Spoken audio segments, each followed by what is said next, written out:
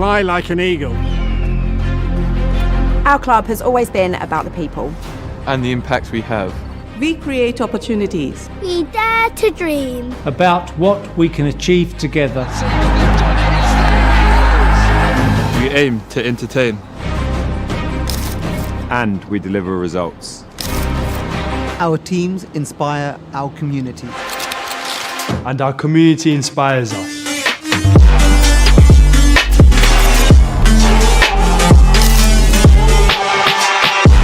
We work together to push boundaries. Building a better future for everyone. It's our spirit that bonds us. Our members. Our partners. Our players. Our staff. Our youth. Our community. Our county. We are Essex. We are the Eagles!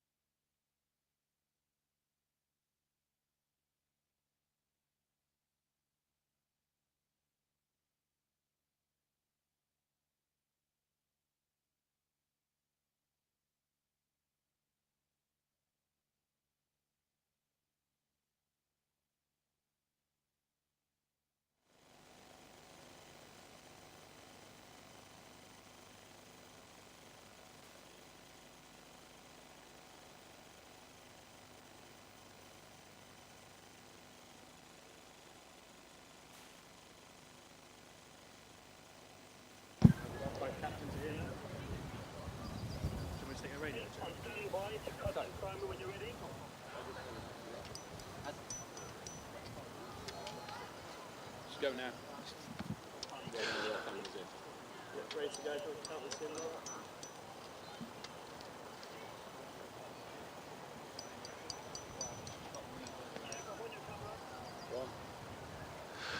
morning, everybody. Welcome to the Cloud County Ground as we get set for our second match in this year's County Championship, as we welcome, of course, the defending champions Surrey.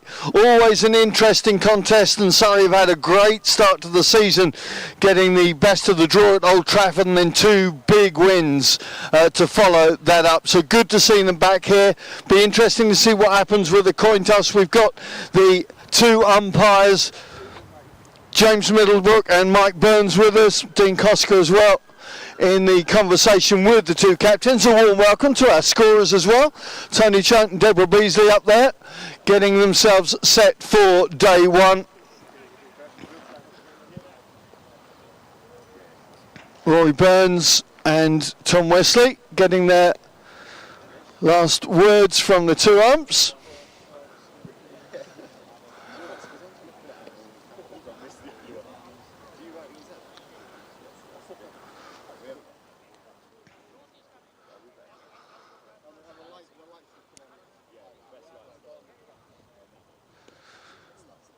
Tom has the coin. Rory's called heads. And it's tails. Check the coin. Right, Tom. Rory, just hang a sec if you will, and we'll have a chat with you as well. But Tom, you won the toss. Won the toss for a change, yeah, and we're having a bat. You're going to have a bat. The experience of the Lancashire game, does that play into your thinking today?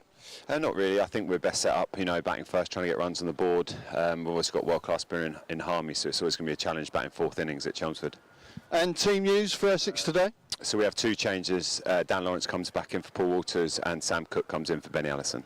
Good, so pretty much full strength, and the weather forecast today is okay. We'll wait and see how that plays out. Yeah, hopefully we'll get some 4 days good cricket, and we've been a bit hampered by the weather, but hopefully if it stays like this, we'll be good. Great to see you. Go and get your pads on. Rory, welcome back to Chelmsford, mate. Your team are in a good place. As I mentioned there, you had the best of a draw at Old Trafford, then big wins, certainly that win inside 3 days against Warwickshire. You must be feeling good right now. Yeah, pretty happy with how we're travelling. Obviously managed to get a break week in there as well, which is quite nice early season. So yeah, looking forward to this one. Now, I know in the last time you met Essex, I think day 1 was a record hot day in UK. I'm not sure how the weather's going to play into this. What's your reckoning? I'm not sure. I don't think I'm a weatherman, so it's probably best not to ask me. Go and find Michael Fish somewhere. Team news for Surrey? Will Jacks comes back in, Gus Atkinson comes in, and Sean Abbott's back. Right, go well. Good to see you back here.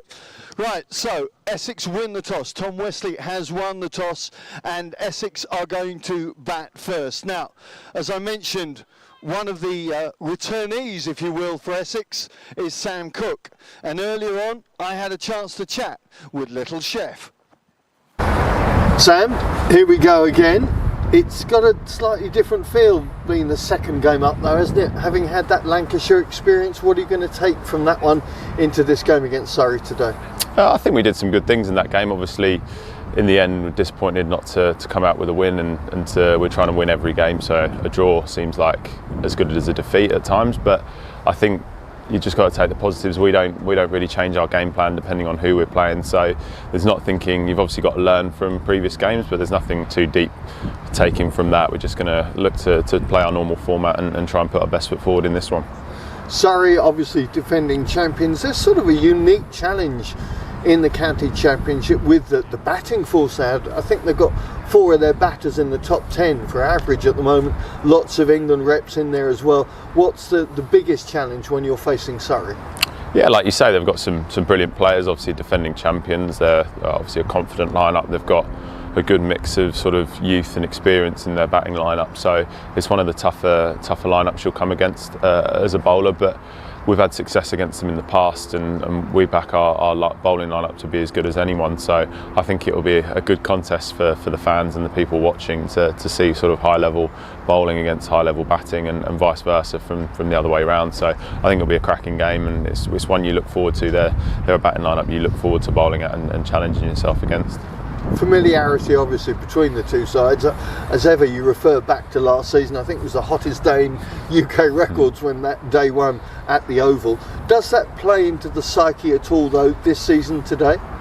No, as I said, similar to the Lancashire game, we don't really take any hangover from any game previous. I think we've been very good at keeping, over the last few years, staying and playing in the moment, just playing the situation that's in front of you. It doesn't matter who's at the other end, whether you're batting or bowling, you're approaching it in the same way, and I think that's a real strength of ours and has been part of the reason we've been successful in red ball cricket the last few years. So no, there's no real sort of hangover from that. You obviously recall little battles and stuff from the game and little matchups, and if you're bowling to a certain batter how they played, you obviously be foolish not to sort of look into revisit that. But yeah, there's not any hangover from those previous fixtures. No. Good to see the Essex boy Ben Folkes back here at Chelmsford. Yeah, obviously Folkesy, great lad. Obviously did really well here and has gone on to have a great career, and yeah, it's good to see him back at Chelmsford, and obviously familiar. There's quite a few links between Essex and Surrey. A lot of guys have spent time with each other throughout the winter, so it's familiarity sort of off the pitch, but when you're on it, it doesn't change. Finally, you're fit, the hammy okay? Yeah, all good, all ready to go. And the Kiwi edition mixing in well, I understand. Yeah, Doug's been brilliant. Yeah, he's fitted in seamlessly to the group. Great lad, great cricketer, and yeah, he's been a great addition. I'm sure he'll go well this week again.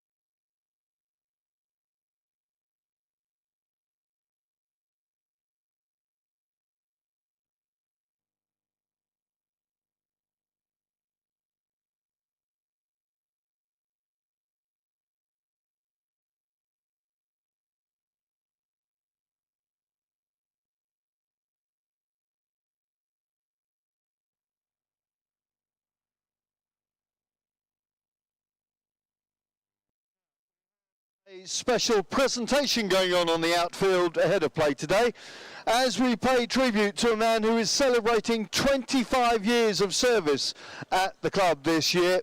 Mr. Graham Childs is our Stadium Operations Director.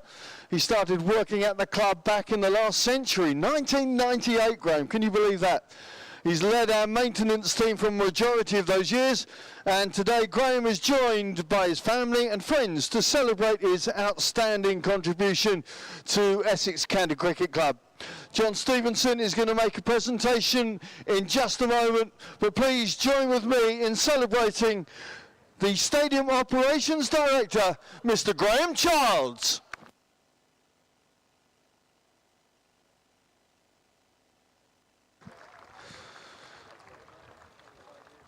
So John making the presentation, and Graham is going to get the honour of ringing the 5-minute bell in 7 minutes time.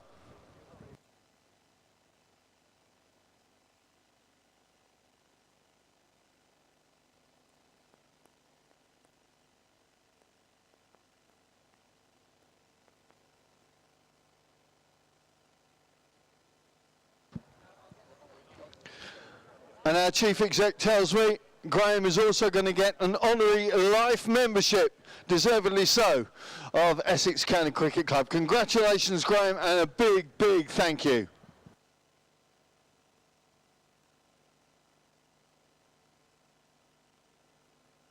Right, we've got a matter of 11 minutes to go until we get this game underway. Let's run through the two teams for you, beginning with our visitors, Surrey. Welcome back to Ben Folkes. Wearing 11, batting at 5, Jamie Smith.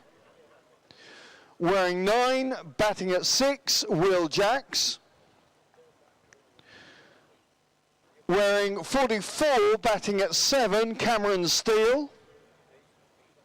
Wearing 77, batting at 8, Sean Abbott. Wearing 16, batting at 9, Jordan Clark. Wearing 37, batting at 10, Gus Atkinson. And wearing 66, batting at 11, Kemar Roach. So that's the Surrey lineup. Here's the Essex lineup for you. Wearing 26, batting at 1, Alistair Cook. Wearing 10, batting at 2, Nick Brown. Wearing 21, batting at 3, the captain, Tom Westley. Wearing 28, batting at 4, Dan Lawrence. Wearing 20, batting at 5, Matt Critchley. Wearing 19, batting at 6, the wicketkeeper, Michael Pepper. Wearing 11, batting at 7, Simon Harmer. Wearing 34, batting at 8, Doug Bracewell. Wearing 29, batting at 9, Shane Snater. Wearing 16, batting at 10, Sam Cook. And last but not least, wearing 44, batting at 11, Jamie Porter. Our umpires for this one, Mike Burns and James Middlebrook. Essex have won the toss and will bat.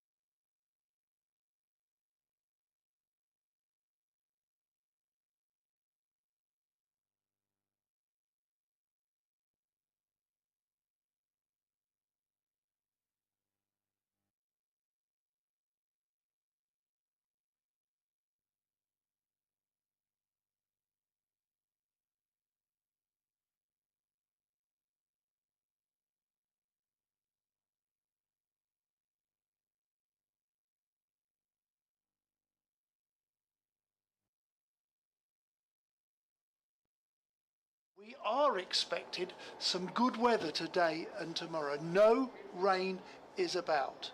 Good morning, everybody, from wherever you're listening. My name is Don Topley. Together with Mark Church and Nick Gledhill, we will bring you live ball by ball coverage from this magnificent arena here at Chelmsford, which is ready.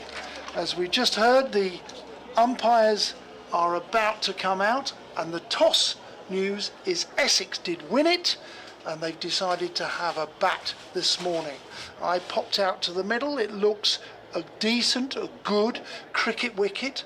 Maybe by day 4 there it could be a little bit up and down. Not prepared to do so, but just with the traffic and the amount of cricket over the 4 days, you might see it go up and down. But in regards to selections of the two teams, Mark will introduce the Surrey side in a moment, but for Essex it will be Cook, Brown, Wesley, Lawrence returns, Critchley, Pepper keeps his spot instead of Adam Rossington, Harmer, Bracewell, Snater, Cook and Porter. Sam Cook is back, that is important. Harmer is probably going to bat 7. Perhaps Bracewell, they could interchange a bit. Harmer 7, Bracewell 8. So some might suggest Essex are playing one less batter and an extra seamer, but nonetheless it's a pretty competent side that for Essex, and in particular it's going to be Cook and Brown to open. Without further ado, let's hear from Surrey's Mark Church, and a very good morning, Churchy. D. Topley, good morning to you, good morning to everybody. Surrey's 11, there are 3 changes from the side that beat Warwickshire by 9 wickets on Saturday. They're all rested. The 3 that aren't playing are all rested. So the sort of headline news is that Will Jacks plays, which is excellent to see him back. Excellent to see him back. So Will Jacks plays, Gus Atkinson plays, and Sean Abbott comes into the side. So Surrey will line up like this: Rory Burns and Dom Sibley, Ollie Pope, Ben Folkes, Jamie Smith, Will Jacks, Cameron Steele, Jordan Clark, Sean Abbott, Gus Atkinson and Kemar Roach. So Dan Worrell gets a rest. Roach and Worrell outstanding at Edgbaston. 15 wickets they took between them, but Worrell gets a rest for this one because Sean Abbott had a rest for the Warwickshire game, so he comes back in. Gus Atkinson comes in for Tom Laws, and then Will Jacks comes in for Ryan Patel. Ryan Patel is obviously not preferred. Short of runs, I think it's fair to say, and if Jacks is available, then folks can bump up to 4. Ryan Patel will play a big part in this championship season for Surrey, of course, but I think because Jacks is available, you can bump folks up to 4. Everyone bumps up 1 and Jacks just comes in at 6. So if Will Jacks is available, then Will Jacks plays, and it's very good to see him back because obviously he's had this injury that's kept him out for the first 3 games of the season, but available to play in this one. Brilliant. That's great news for Will Jacks, and you're obviously playing your other little leg spinner. Yeah, Cameron Steele. Who has got runs. Yeah, he's got runs. He got 100 in the opening game at Old Trafford, and he will bowl some overs of leg spin. Well, that's great news for Surrey, and the 2 umpires today, James Middlebrook and Michael Burns, are already out there. Bales are on top of the stumps. The announcer is about to finish. Kemar Roach has the ball in the hand, and he's going to bowl from the river end here, which is where we're commentating from. So he will go up the slope and away from us in a moment. And the first ball of the day is to be received by Nick Brown, and like many opening bowlers do, Kemar Roach is going to come around the wicket, and he's away from us. He bowls with the first ball of the day, which just keeps a little bit low, probably not an effort ball, but Brown eventually comes forward, possibly a little late, but he negates it, and it goes into the offside, and we are up and running. 0 for 0 off the first ball. And in a moment we have a BBC Essex update for our parish. Roach turns, right arm round the wicket, comes into Brown, outside off stump, bit more of a bounce there with a new ball, goes away from the left-handed tall man, through to the keeper, no run. 8 wickets at Edgbaston for Kemar Roach. 3 for 33 in the first innings, 5 for 34 in the second.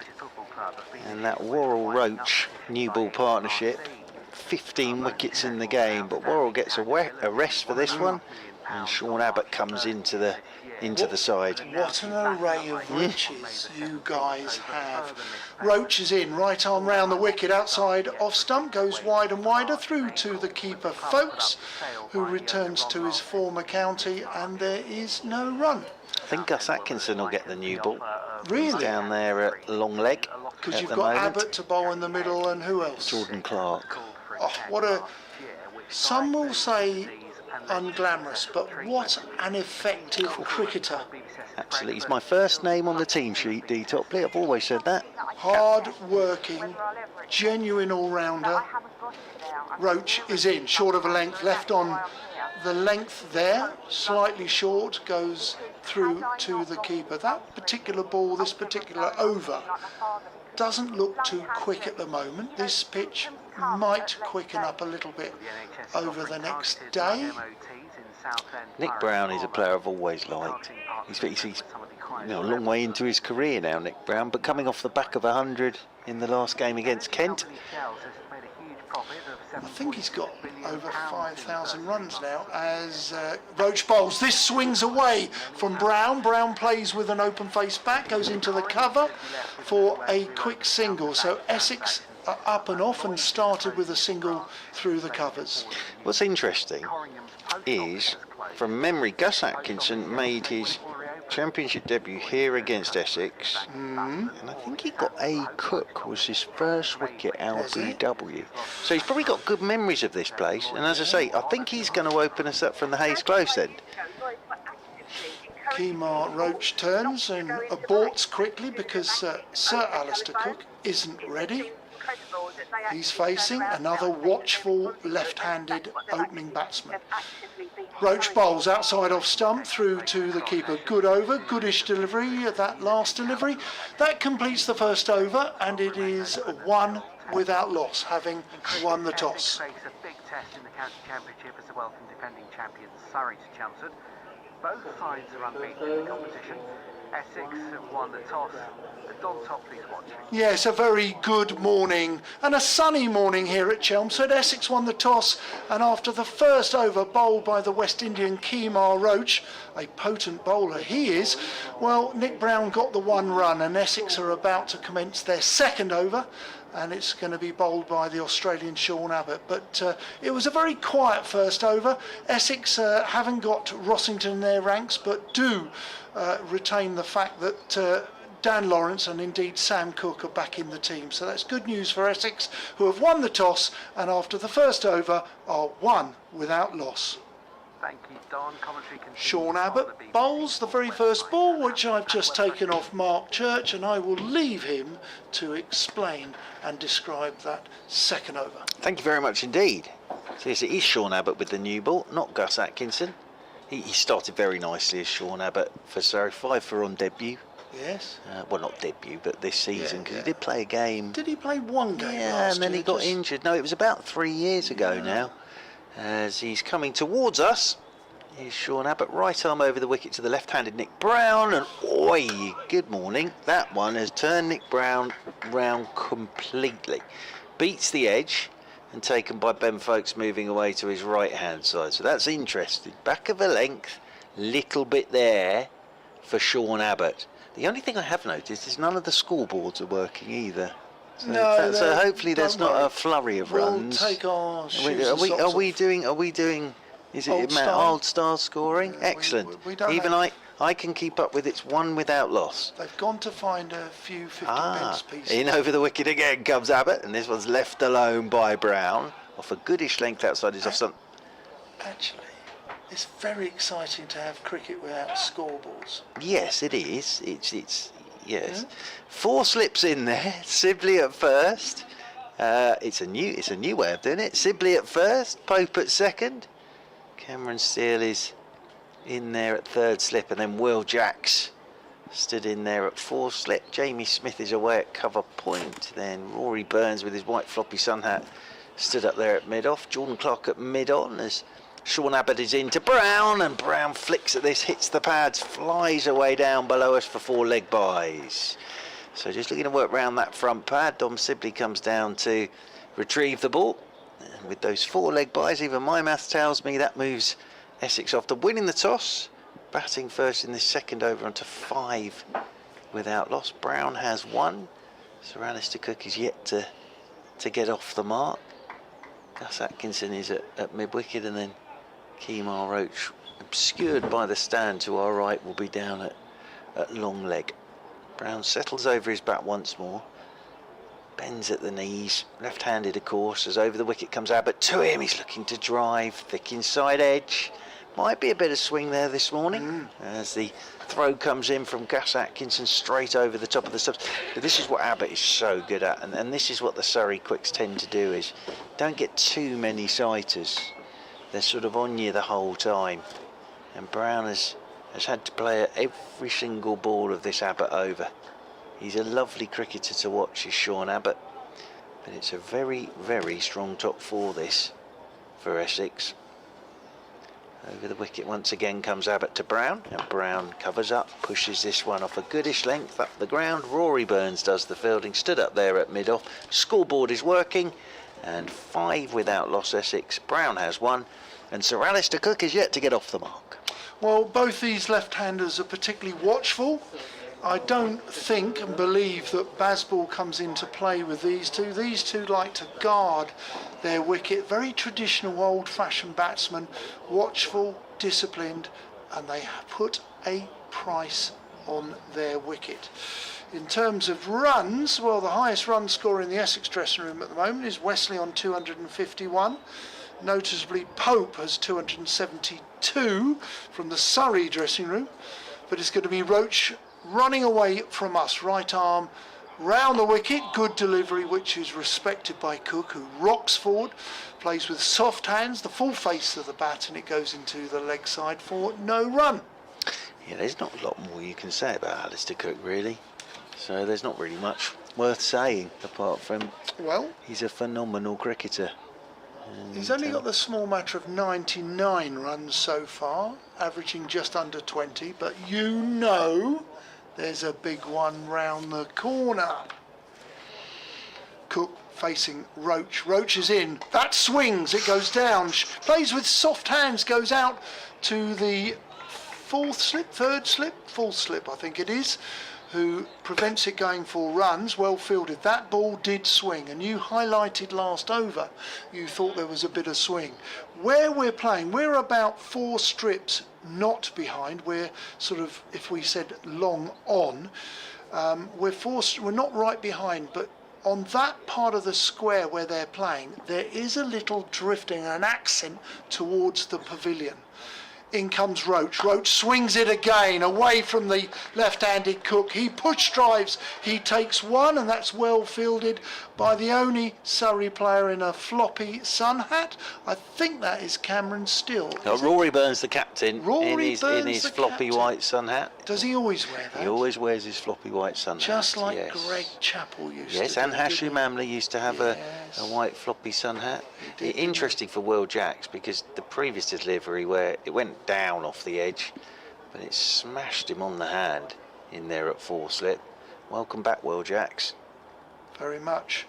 As Kemar Roach bowls. Good delivery outside off stump, but this time Brown allows it to go. It's just outside off stump and going a little further with the swing and indeed the slope, and there is no run. I think he'll be encouraged by this, Kemar Roach, in the fact that the ball is carrying into the gloves of Ben Folkes and slapping into those gloves. So I think he'll be encouraged by what he's seen, Kemar Roach, and there is a little bit of swing there for him as well. And we're not waiting till the lacquer comes off. It's happening naturally now. As Roach is in, outside off stump, slightly wide and wider, and there is no shot played. 6 without loss. I was just looking at the scores for both these sides, and obviously Essex have won 1 and drawn a couple, but they've been weather affected as well, of course. Essex. Surrey drew that opening game against Lancashire at Old Trafford, dominated a lot of that game, and then beat Hampshire by 9 wickets, and then beating Warwickshire by 9 wickets last week. Roach on his way in, right arm over the wicket. There's a flay, slightly short and wide, which Brown has gone after. He's played and missed. It's gone under, or the ball's gone over the bat from that cross-batted cut. And I'm afraid there was no edge nor any runs. 6 without loss. Yeah, and from an Essex point of view, obviously that great win first up against Middlesex at Lords, then the draw against Lancashire. They sort of had to back quite conservatively in their second innings to get that draw, and then the weather.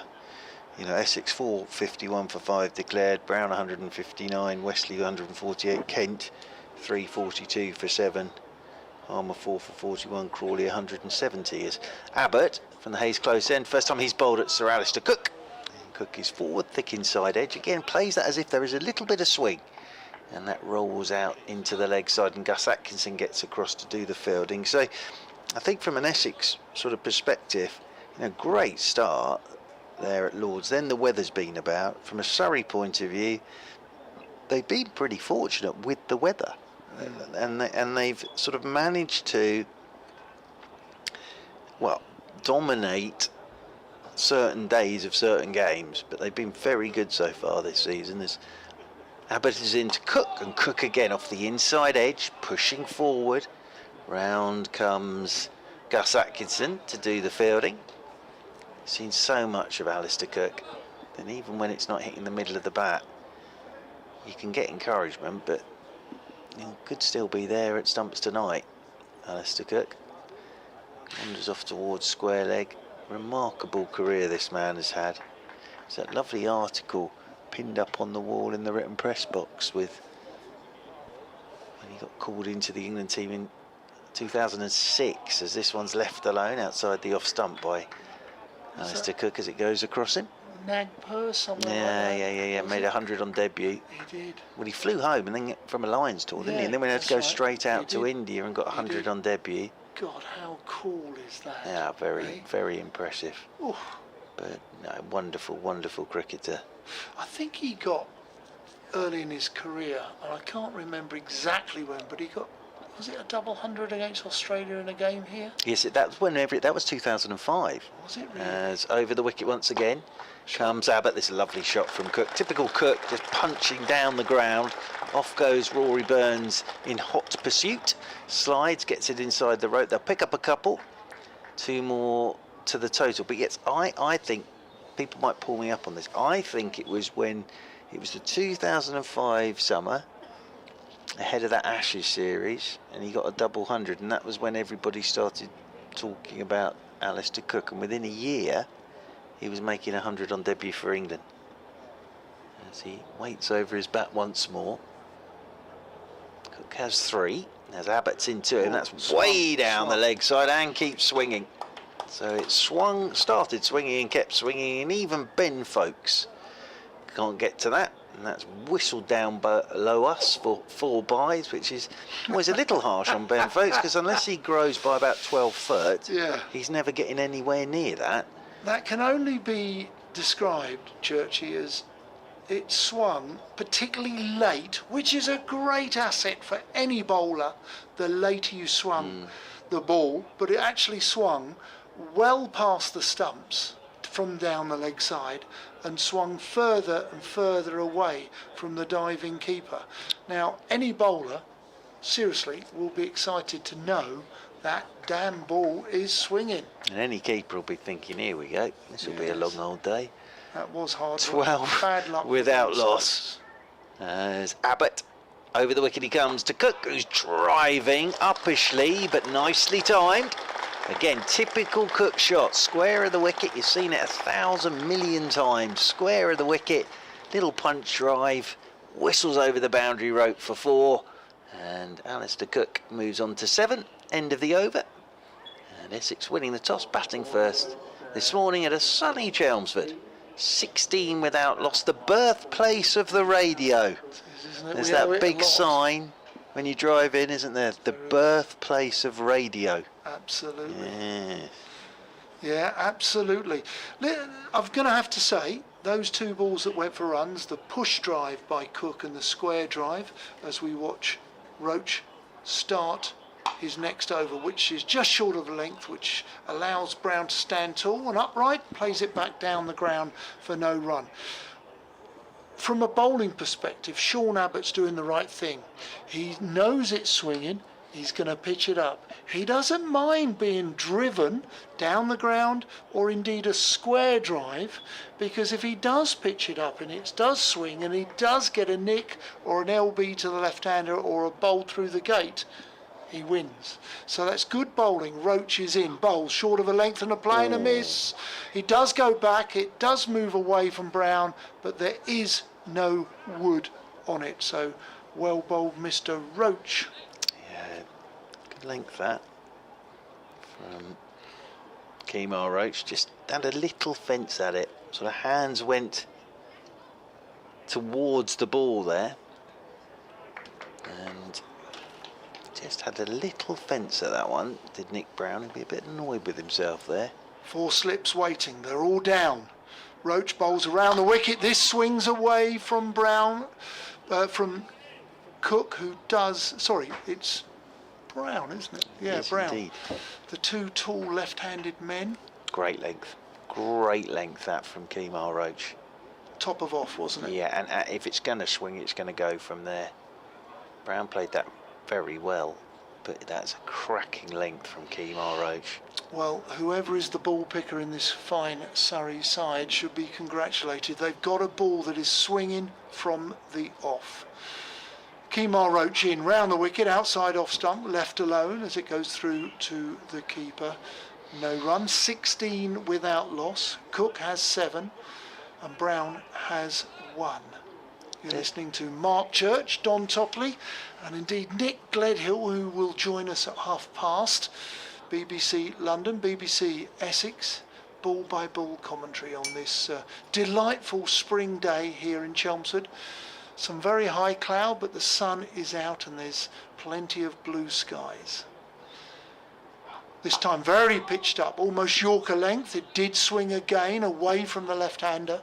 It's dug out and sort of push-driven into the offside for no run. You can almost see here Brown or Cook getting bold, dragging one on with this at the moment. He's left extra cover wide open and it's just shaping. And he's going to try and bring those 4 slips into play and the drag on at the moment. 4 slips are down. Roach bowls short of a length. Mistimes it there. It probably smashes into his thigh pad, goes into the leg side. There is no run to conclude the 5th over of the morning, and Essex, who chose to bat this morning, are 16 without loss. Surrey play Middlesex next week. Now, I saw Matthew Dunn this morning, which is wonderful, out there with the Surrey boys. Obviously, tragically, last month, Matthew and his wife lost their daughter, Florence, 2 years old Florence, and had lived with Dravet syndrome, a type of epilepsy for those years of her life.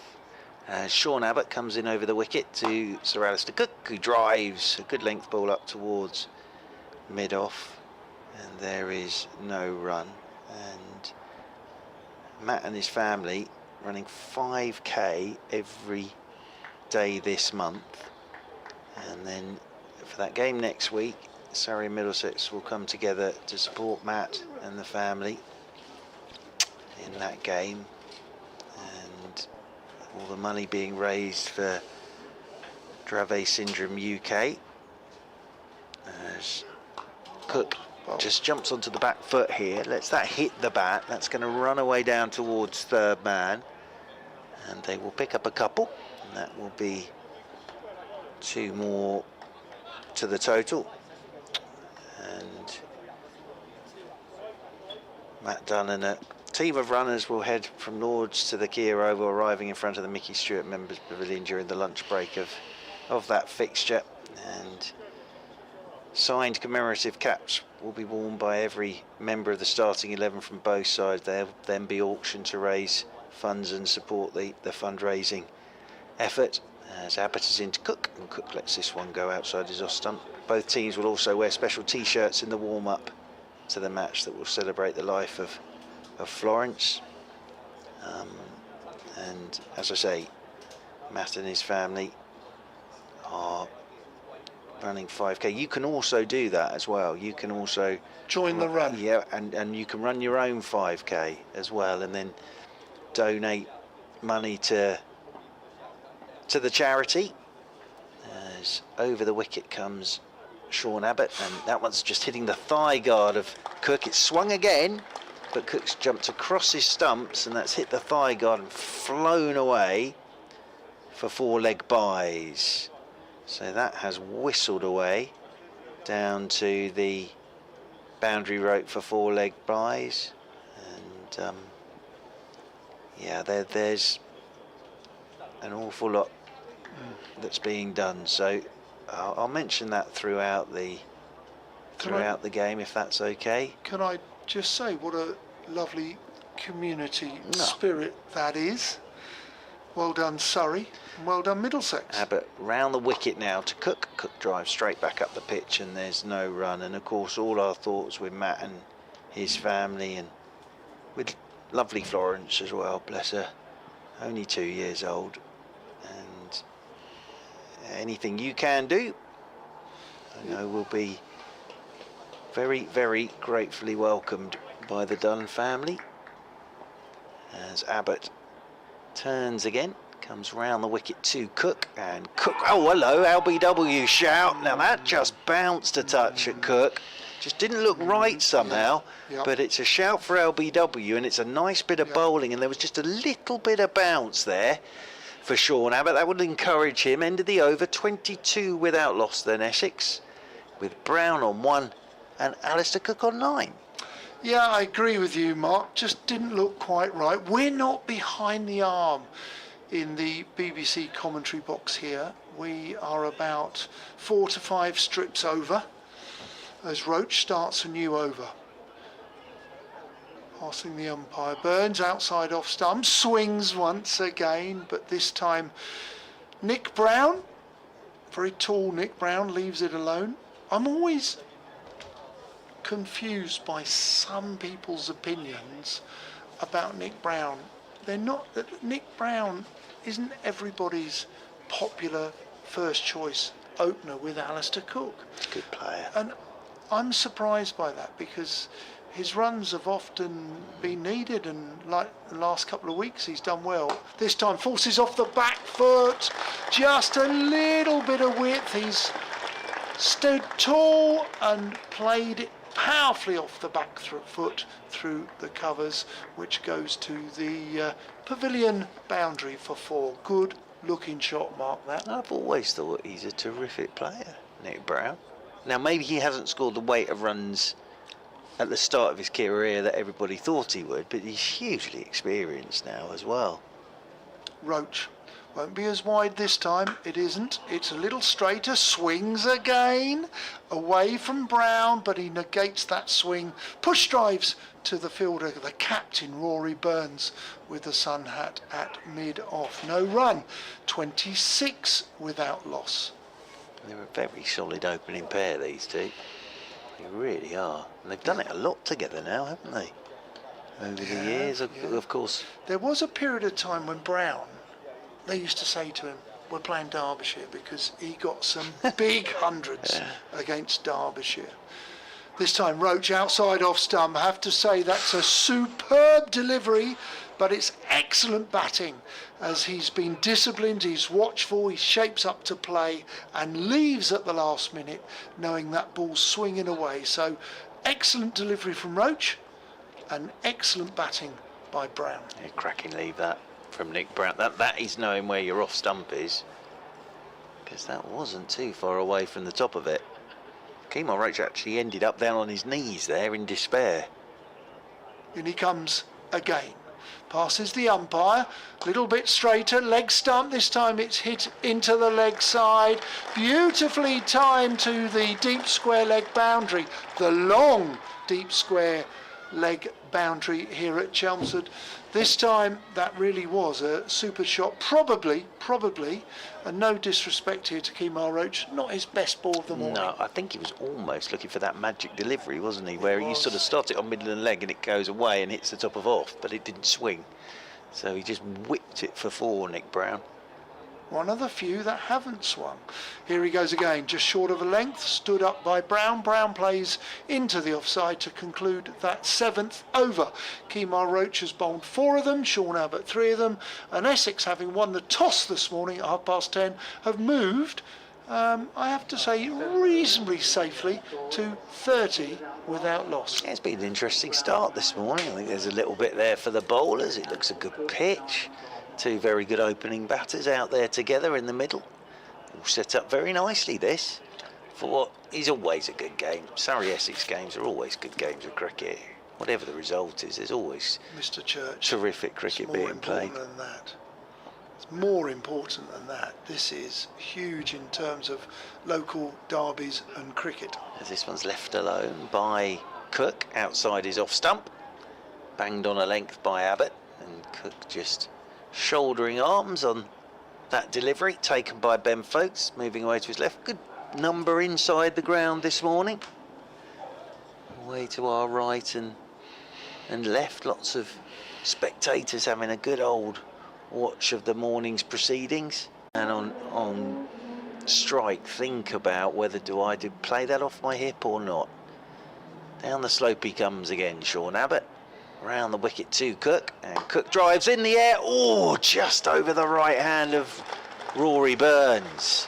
Now that's not a typical Alistair Cook shot, because it was uppish, but it wasn't too far away from the right hand of Rory Burns, who flung himself to his right, but that whistles off to the boundary rope for 4, but that was uppish from Alistair Cook. Spectacular dive from the Surrey captain.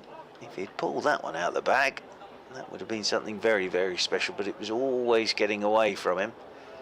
And that one has whistled over the boundary rope and away for 4 more. Cook moves on to 13. Essex move on to 34 without loss as Abbott comes round the wicket to Cook, who's driving again and he's dropped. A backward point by Jamie Smith. Again, it was uppish. Alistair Cook really went after that. Jamie Smith, who's normally got an extremely safe pair of hands, away to his left, took off, got both hands to it, but down it went. And, well, Alistair Cook here, he's playing 20-20 in this over. Uppish drive over Rory Burns, then he's on the up going after Abbott. He's on to 13, but yeah, Jamie Smith there flung himself to his left. As I say, got both hands to it. As Abbott comes round the wicket again to Cook, and Cook is turned round a touch by Abbott. It's a great over this from Sean Abbott, it really is. And Cook comes down to do a touch of gardening. So, Alistair Cook dropped on 13. How costly could that be? We will find out. But Abbott hung it out there for him, and he went after it. Well, with 3 or 4 slips behind, that means there are plenty of green spaces where there are fielders aren't. As in again goes Abbott, and this one's just tucked off his pads in typical Cook fashion. Out there to Gus Atkinson at mid-wicket. So good over that from Sean Abbott. And Alistair Cook dropped on 13 by Jamie Smith at backward point. I think we're just so used, though, to Mr. Cook just letting those sorts of balls go. You straighten up at me, bang. But there he's gone after a couple of those. I do think this wicket, I went out and had a long look at it this morning. I do think that it's a good wicket, but you do need first innings runs. That's the best time to bat. Kemar Roach outside off stump through to the keeper. Not interested is Nick Brown. Very happy to leave that width, that foolish delivery that's swinging away. Got a bit of prep for you tonight, if you don't mind. Is that all right? So we know tomorrow. Find out who your Surrey ball picker is. Please. Oh well, I'd have thought it's Kemar Roach. It's interesting. As an overseas player, you've got two, as in Sean Abbott and indeed Kemar Roach, bowling with it now, outside off stump, which drags Brown forward, plays with the full face of the bat into the offside. There is no run. Yeah, Kemar's the senior bowler. He is. So I'd have thought it's probably Kemar Roach that has picked the ball here. Rightio. There's normally one, isn't there? And I'd have thought it's probably Kemar. Although sometimes you can. I was chatting with Ravi Papara about this. Yes. He was saying that Ashley Cowan was a brilliant ball picker. Roach is in. This swings away. It's driven quite squarish with the face of the bat. It's okay, but have to say it's a good looking delivery, which is negotiated by Nick Brown. No run. Again, just a bit of swing there. Yeah, Ravi was saying Ashley Cowan was a brilliant ball picker. John Lever was. Yeah, John Lever as well. I did it for a few seasons.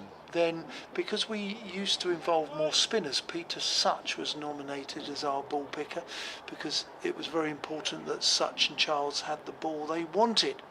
This time outside off stump, just swings away slightly, but it's good batting, good resilience, watchfulness, disciplined batting, which is good to see here by Essex, who were asked to bat 36 without loss. We're in the 9th over. You're listening to Mark Church, Don Topley, and at the end of this over we will welcome Nick Gledhill in to join Mark Church of BBC London, BBC Essex for this ball-by-ball commentary. Roach is in, slightly shorter, played off the back foot into the offside. There is no run.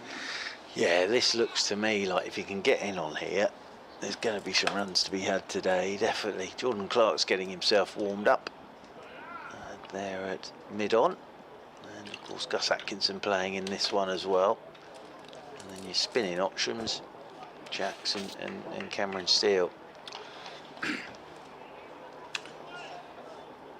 Roach, 3 slips waiting.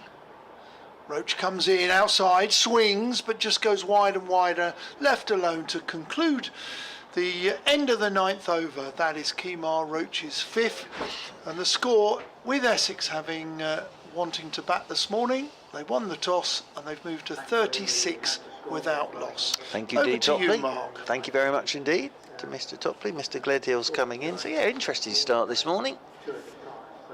As the cook dropped on 13, 36 without loss, and Jordan Clark is coming into the attack to replace Sean Abbott. So Sean Abbott could have had Alistair Cook, and is now out the attack, and into the attack comes Jordan Clark. So we've had 9 overs so far this morning.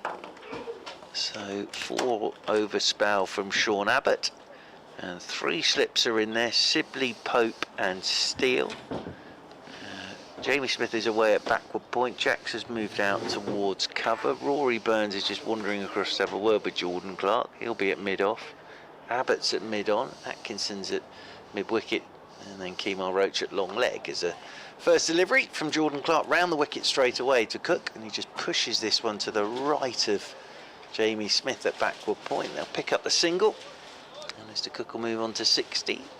Essex move on to 37 without loss. Good morning, Nick Gledhill. Yeah, morning to you, Mark. Nice to see you. And what a lovely day it is. Easterly wind, but with the sun out for most of the day, it's going to feel nice for the spectators. And it's going to be the one, I think, virtually entirely dry day of the game. 1 or 2 problems with the weather as the game goes on, but let's see if we can make some strides today. Around the wicket goes Jordan Clark to Nick Brown. Good length delivery. Brown's forward, playing that one up towards mid-on, and there's no run. Yes, showery tomorrow. Saturday doesn't look particularly good. I'm told there's a historical precedent for the coronation. It normally rains on that day. Does it really? Yes, I'm told the last Well, two. at least he's got a crown on his head to keep the rain off. And then Sunday, patchy. But maybe we're going to get sort of 3 days of playing time. That's how I might look at it. Jordan Clark round the wicket he comes to Brown. Brown's playing this from the crease really and just pushes it away out towards cover, and fielding's done by Will Jacks, moving round to his right hand side. And what I'm trying to work out, Mark, because watching cricket here the last couple of years, we've gone from one extreme to another. We've had some really flat pitches where you've barely got into the third innings. And I watched a game here last September which ended in 5 sessions between Essex and Lancashire on a not particularly good pitch. I think this is closer to the former. It's a question of, obviously, with the ball swinging, it's an extra dimension as well. Round the wicket he comes again, Jordan Clark to Brown, goes back of a length this time, and Brown solidly in behind it. Plays it straight back up the pitch, and there's no run. Because to all intents and purposes, it looks a pretty good batting wicket, and Essex have gone in with the 4 seamers, and I think they would have thought quite long and hard about that, knowing the strength of the Surrey bowling attack, but they're obviously trusting the pitch and the ability of a top 6 to make runs here. Yeah, absolutely. Good toss to win, I think. Yeah. Surrey had a good toss to win at Edgbaston. I think this is a good one for Essex to win this. Round the wicket comes Jordan Clark once again to Brown. There's bounce and carry there as Brown shoulders arms. That's taken up around about the left shoulder by Ben Folkes. Moving away to his left-hand side. BBC Essex and BBC Radio London. If you'd like to get in touch with us, it's bbcessexcricket@gmail.com. I can tell you one bit of early news from around the counties is that there's a lot of worry about Steve Smith going to Sussex would be not good for England with the extra preparation, but it seems to work the other way so far. Round the wicket again comes Clark, and this one's left alone outside the off stump. End of the over, and Essex 37 without loss. Because actually Sussex are fielding against Worcestershire, and one Ollie Robinson has all 3 Worcestershire wickets, so he's been inspired by the presence of... Do you know what? It's an interesting one. It's worked in reverse. What a load of old whatevers that is about Steve Smith. Yes. Coming to acclimatise for the Ashes. Well, how many Ashes tours has he been on? You could stick him in the middle of anywhere and he'll make runs. It's rubbish. Absolute rubbish. And I think it's great that new road will be packed today, won't it? Roach goes round the wicket, bowls outside the off stump and left alone by Cook. There was a thought from Don about half an hour before play started when we heard that Sussex were feeling that a lot of extra journalists might have gone somewhere else for the day. Yeah, well, probably to Headingley to see Bairstow, I would have thought, because he's playing for Yorkshire. Yes, so but it's good to have these big names around on the county circuit, and it can't do any harm. There is that theory about Smith, but surely the fact that there's more people are going to come in at New Road today is good news as Roach bowls. Oh, it's a beauty! Beats him outside the off stump on the forward prod. Lovely piece of bowling that. Pitched around about middle and off. It did well not to edge it. That really was a fine delivery, and just for a moment there, folks would have been hopeful of that faint outside edge, but it wasn't forthcoming from the former England captain. 37 for no wicket. Yep, good delivery that from Kemar Roach, just swinging away, got him pushing at it a touch, and taken by Ben Folkes away to his left-hand side. Yeah, I think Steve Smith knows what he's up to. Yes. As Roach comes around the wicket and bowls, and just propping forward here. Just checking the bounce there. Cook, it might have slightly surprised him. He just took a hand off the bat, but played it in the end fairly comfortably up towards wide mid-wicket. 37 for no wicket. These two have done well. And as I say, Essex relying on their top order to do well, not to get into early trouble, given the fact they have gone in again with the 4 seamers. Can I just say, you and D. Topley, you go into your lunch very early, don't you? You arrived eating 2-day-old Cornish pasty for the looks of it. D. Topley's already had his sandwiches. If you can get them for 40p, you don't mind them being a day old, I suppose. That's outside the off stump, and good carry through to folks. But it's just a lovely day. It's around about, I think, 15, 16 degrees. It's sort of a high, wispy cloud cover. It's an easterly wind, so it would be quite chilly if the sun ever went in. But sort of one of those days we do need to have a couple of extra layers in clothing around just in case. But I think it's lovely for the spectators. Beautiful, beautiful conditions. It's dry. That's the most important thing, isn't it? Absolutely. April wasn't the best. No, but pretty wet, wasn't it? You say Surrey did well with the weather as Roach bowls and off the back foot. Cook plays it square into the offside. Goes up to point and there's no run. See Hampshire, who are in second with surprise package, should we call them, Middlesex. I don't think many people thought Middlesex would be up in the top 3, but they, after a poor start, have had a couple of good wins. All credit to them. But Hampshire managed to make use of very limited playing time, I think, in one of their recent games against Northants, which might have been rain affected later on, to win that one very comfortably. So it's a question of making the most of your opportunities. There's Roach Bowles. Oh, and again, just I think slightly surprised there. And it was a bit of swing that did Cook there, because he was slightly turned around by that. In the end, played it fairly comfortably up to mid-wicket, but there was almost like a late sort of just twist of the neck there from Cook, as if it wasn't quite what he was originally expecting. And certainly Roach asking a lot of questions, but at the moment these two holding firm. And it's a good start for Essex, who won the toss and chose to bat, with Pepper still in the side, Rossington not yet fully fit, and Sam Cook, very welcome from the Essex perspective, back in the 11 with 16 Cook and 9 to Brown, 37 for no wicket. And of course it was against Middlesex that Cook and Porter reduced Middlesex to 4 for 4 with the top 4 all out without a run between them, and was it 4 leg byes, I think? As Jordan Clark from the Hayes close end comes round the wicket to Nick Brown. That's a good leave from Nick Brown, very late leave from Nick Brown.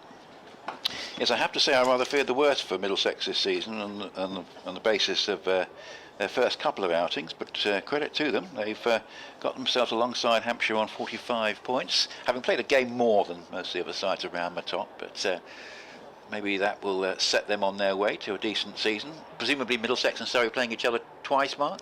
Yes, good question they are. Yeah. Round the wicket comes Jordan Clark to Brown. Oh, he's threw this a little bit early. He was looking to whip that through mid-wicket and has actually uppishly, from the toe end of his bat, almost hit that up towards Abbott. Stood at mid-on. Yes, next week at the Kia Oval, it's Surrey Middlesex, and then at some point it's another one at Lord's. Yes. Jordan Clark places that ball in his right hand once again. Round the wicket he goes to Brown, and Brown is forward and pushing this one up towards Rory Burns. Stood up there at mid-off, and there is no run. Yeah, good crowd in today. There were an awful lot of people queuing up to come in through the back gate at 10 o'clock when it opened. Because there's sort of two ways into the ground here at Chelmsford. Sort of along the river and through the back, or round the front and through the main gates. Around the wicket again goes Jordan Clark, and that's well left again by Brown. Banged it in, back of a length climb, but Brown's just pulled the bat inside that. The old curtain route. Opening the curtains was Brown. Well, more shutting the curtains really as a left-hander was Brown there. BBC Essex Cricket at Gmail. From Jordan Clark. And again they're down to do a little bit of gardening. Yes, it was in the days where tourist games still meant a little bit. They've sort of become redundant currency now, but Essex making 500 in a day, with Cook and Bopara getting hundreds against Lee Gillespie, Tate and Kasparovich. Of course, Australia themselves got runs. Clark is in, short delivery, in behind it goes Brown, plays this one out into the offside, and there's no must say happy birthday to Mr. Bopara. But certainly it's nice to have dry conditions, very pleasant conditions. Sunny, not especially warm, but in the sunshine pretty pleasant. And we're going to see Abbott switched to the river end, interestingly enough, with 3 slips and 5 saving 1 and a fine leg. He goes round the wicket and bowls. That one keeps a pretty straight line and is left alone by Cook outside the off stump. And I was watching Cook up a non-striker's end in a video which recently appeared on YouTube, which I do recommend to be checked out. A famous game between Essex and Durham in the Sunday League in 2009. One with a remarkable display of hitting by James Foster against Scott Borthwick. I think he hit 5 sixes in the final over. And Alistair Cook was serenely there at the non-strikers end, I think with an unbeaten 100 to his name. So he was doing rather well. 37 for no wicket, and this is played defensively by Cook, looking to improve on that average of 20 so far this season. He'll feel he's missed out to date. Goes up to mid-on and there's no run, but as Don was saying, you always think that there's got to be a score around the corner. And this is the sort of match, I'm sure, that will really motivate him against a side that he'll know is one of the prime challengers at the top of the table. Yeah, it feels a bit like a test match to him there. Yes, which I think he'll enjoy. Abbott moves in once more, wispy high cloud, bowls, and Cook with a drive between cover and mid-off for 4. Not a lot of foot movement there, but it's just crunched off the middle of the bat. A lovely stroke. And Cook looking in good touch here. 20 with 9 to Brown and 12 extras. 41 for no wicket. Essex were in the 13th over after they won the toss and chose to bat. Well, Abbott gave that a chance to swing, but that's a lovely shot from Alistair Cook. It really was.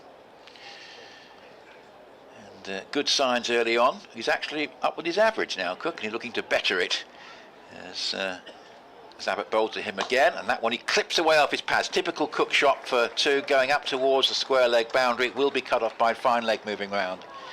But that's a typical one from Cook off his pads, and just perhaps not quite the line that Abbott wanted there, because he'll know that's a strong area for Cook, quite well pitched up on the pads, and 2 to add to the previous boundary, and 43 for no wicket, Cook to 22. Yeah, he keeps himself incredibly fit, doesn't he? Mr. Cook. Indeed, and clearly looking to get to a good score today, and looking in good touch at the moment. As he gets a slightly shorter one, he goes on a swivel pull.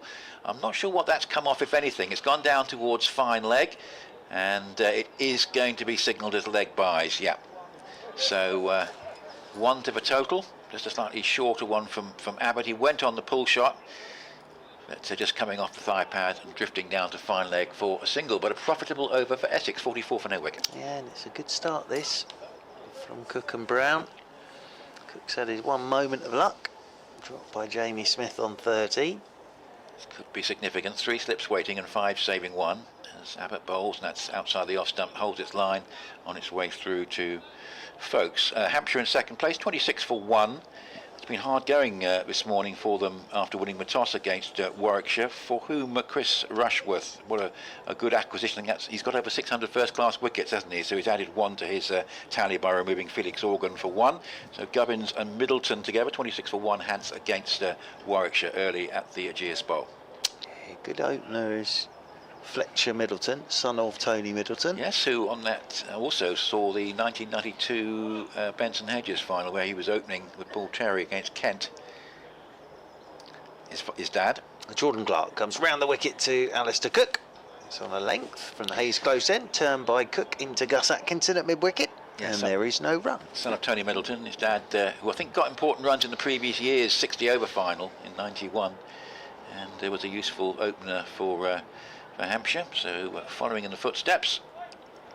Yeah, we saw him, Surrey second game of the season. He looks like a proper opening batsman, like these two. As Cook waits as Jordan Clark's round the wicket to him, just straightens up on Alistair Cook, hits him high up on the back leg. Keeping an eye on Ollie Robinson here, he's got all 4 now, 43 for 4 Worcestershire, and he's just got Jake Libby, who the scourge of Essex a couple of years ago. He got a mountain of runs against Essex on 2 very flat pitches, but he's gone for 15 and 43 for 4, and yeah, so Ollie Robinson having a good day out there at New Road. Waits again, does Cook, and Cook's gone again for the cut shot, and it's gone past the outside edge of his bat, so that's 2 in 2 there. Now Jordan Clark has just come out to just indicate he's getting close to that front line, but 2 in 2 from Sir Alistair Cook, laying back as if he's in the Caribbean in August here. I thought he'd gone into Bazball mode with some of the shots. He played that swivel pull and marvellous. You know. Yeah, it's all very exciting, this. As he waits once again, round the wicket goes Jordan Clark to him. There we are, lets this one go, that's more like it. Had a couple of goes at a couple of deliveries, and then just lets this one go a bit wider outside his off stump, and then wanders off towards square leg. Of course, there is that sort of slope coming down the hill from the Hayes close, and you're sort of coming up the hill a touch from the river end. So Jordan Clark, he gets it through at a good lick anyway, does Jordan Clark. Big, strong fella is Jordan Clark. So with him coming down the hill as well, that'll be getting through into the gloves of Ben Folkes. Round the wicket once again is Clark, and Cook lets this one go. Interesting over. And here on BBC Radio Essex, BBC Radio London, this opening day. And Essex winning the toss, batting first, 44 without loss. Nick Brown's on 9 and Alistair Cook's on 22. And the Grumbler in touch, nice to hear from you. Thanks for your kind comments. You say it feels like a massive game. Maybe Essex have benefited from the rest week in round 4. Games are stacked up at the start of the season, and Sam Cook's had time to get over his injury, and other players have had a chance to freshen up as Abbott bowls. Oh, and that one is in the end played relatively comfortably by Brown for 4 down to the third man boundary, but I'd like to see a replay of that, because again he had to make a late adjustment. It was very low on the bat. I don't know whether it swung or just kept a bit of 13. He did adjust to that very well, did Brown. One or two things happening with the bowling from the river end. Abbott will doubtless be very interested in that as he comes in again, round the wicket, bowls to Brown, and that one, Kenny just sort of takes his left hand away and just plays it slightly awkwardly, a little bit of extra bounce there. Yeah, it's not quick. That's the thing at the moment. It's not a quick pitch, but there's bounce and carry into the gloves of Ben Folkes, but that one just stood up on Brown. So just an indication, maybe a little bit of variable bounce already from the river end, which is intriguing. So it's a good start for Essex. If it does go a bit up and down, Dom was just talking about that in terms of natural wear and tear of the pitch. This might be Snater, of course, stood in well at Trent Bridge when Sam Cook had to be rested. This is played defensively up into the offside, and there's no run. But you're right, Essex had the misfortune of playing back-to-back for I think at least 6 or 7 weeks, and it didn't help in their relative lack of success in what became quite a strong conference. Do you remember that year of the conferences? Yes, I Mark? do, yes. I don't think Surrey were in the same one as Essex, were they? I can't remember now, now. but what I do remember is that the way it was assuming that Notts were no good because they hadn't been for several years, and they deliberately chose that season to get back on the horse in first-class cricket, which made it a very uneven conference as Abbott bowls, and it's again just keeps slightly low as it's outside the off stump, because it had all been done on seedings, hadn't it? Right. And Notts hadn't been terribly good in the previous couple of years, and suddenly Notts decided this is the year they were going to get themselves together in 4-day cricket, and it made it quite a strong group, and Essex weren't helped by a couple of very flat pitches in the games against Worcestershire. 48 for no wicket. Yeah, and I think we were all just grateful to have cricket, weren't absolutely. we, really? I think that was the thing then. Key thing was to get them a top division, if I remember, because you didn't have much to play for in September if you didn't. Abbott on BBC Essex and BBC Radio London, up to the wicket, round the wicket indeed, bowls. Oh, now that one certainly holds its line, maybe even just cuts back in slightly to Brown. But yeah, tricky one this for the batsman, because one or two questions certainly being asked from the river end there. Surrey have bowled well without luck. There was of course a chance offered by Cook. Interesting first hour just coming towards the end. Essex will be delighted, Mark, to get there one way or another to 48 for no wicket. Absolutely. They'll be very pleased. But I think Surrey actually will be encouraged by what they've seen. Yes. You know, there is a bit there. Cook was dropped. So it's not like nothing's been going past the edge or there's been any full shots. It's Jordan Clark. Round the wicket he comes to Cook, and Cook is driving to Will Jackson there at extra cover, and there's no. Always enjoy coming to Chelmsford because the ground, obviously there's a few more sort of modern facilities, but the ground hasn't changed at all. I used to come here with my granddad in the early 80s, and we used to sit out in front of the pavilion. It hasn't changed at all. As Jordan Clark runs towards us, comes round the wicket to Cook. Shot Sir Alistair Cook. Just slightly over-pitched by Jordan Clark, and that's just punched off the front foot by Cook and whistles over the boundary rope for 4. He's looking quite perky, if I may be so bold this morning. Mr. Cook, 52 on the board now. 50 comes up, and he moves on to 26. Playing very nicely. He just that one escape where he was dropped at backward point, but just looking as though he's taken this out to really get in. He's looking quite comfortable now. Jordan Clark round the wicket, he comes to him again, and this one is clipping off his toes all along the carpet into the hands there of Gus Atkinson, moving round to his left with his sunglasses perched on top of his Surrey cap. Yet to see Gus Atkinson with the ball this morning. I imagine for Cook there's June will mainly mean commentating on test matches. Yes. So he'll want to take May as the opportunity to get a decent number of first class runs before he has a break from that competition. Round the wicket again comes Jordan Clark, and is square. Alistair Cook's contributions on the television during the winter, and there was one occasion where he, I think mischievously, suggested that the solution to keeping Ben Folkes in the side was for Joe Root to open, which I've been mischievously thinking, because he's done it before and rather well. As round the wicket again goes Jordan Clark, and again's just over pitched a touch here, and Alistair Cook has just lent on this, guides it away through the covers. They'll come back for 3 with the throw from Rory Burns down to Ben Folkes' end, and Nick Brown had to get his skates on to get back for the 3rd, but Cook moves on to 31. Essex move on to 57 without loss. Now it so happens that Crawley got that big 100 on the flat pitch at Canterbury the other week. Okay, it was a very flat wicket. He did bat very well, but maybe it was a mischievous suggestion, I think, from Cook, because he'll know at the back of his mind it'll be the last thing that Root wants to do. Yes. But the way I thought of it was Root can bat anywhere. He's good enough to bat anywhere. He keeps coming in with 2 wickets down against good quality pace attacks and plays pretty well. Around the wicket once again goes Jordan Clark, and Brown lets this one go outside his off stump. End of the over, end of the first hour of play, 57 without loss, end of me. Nick Gledhill, you will be joined in a moment by Don Topley. Thanks very much, Mark.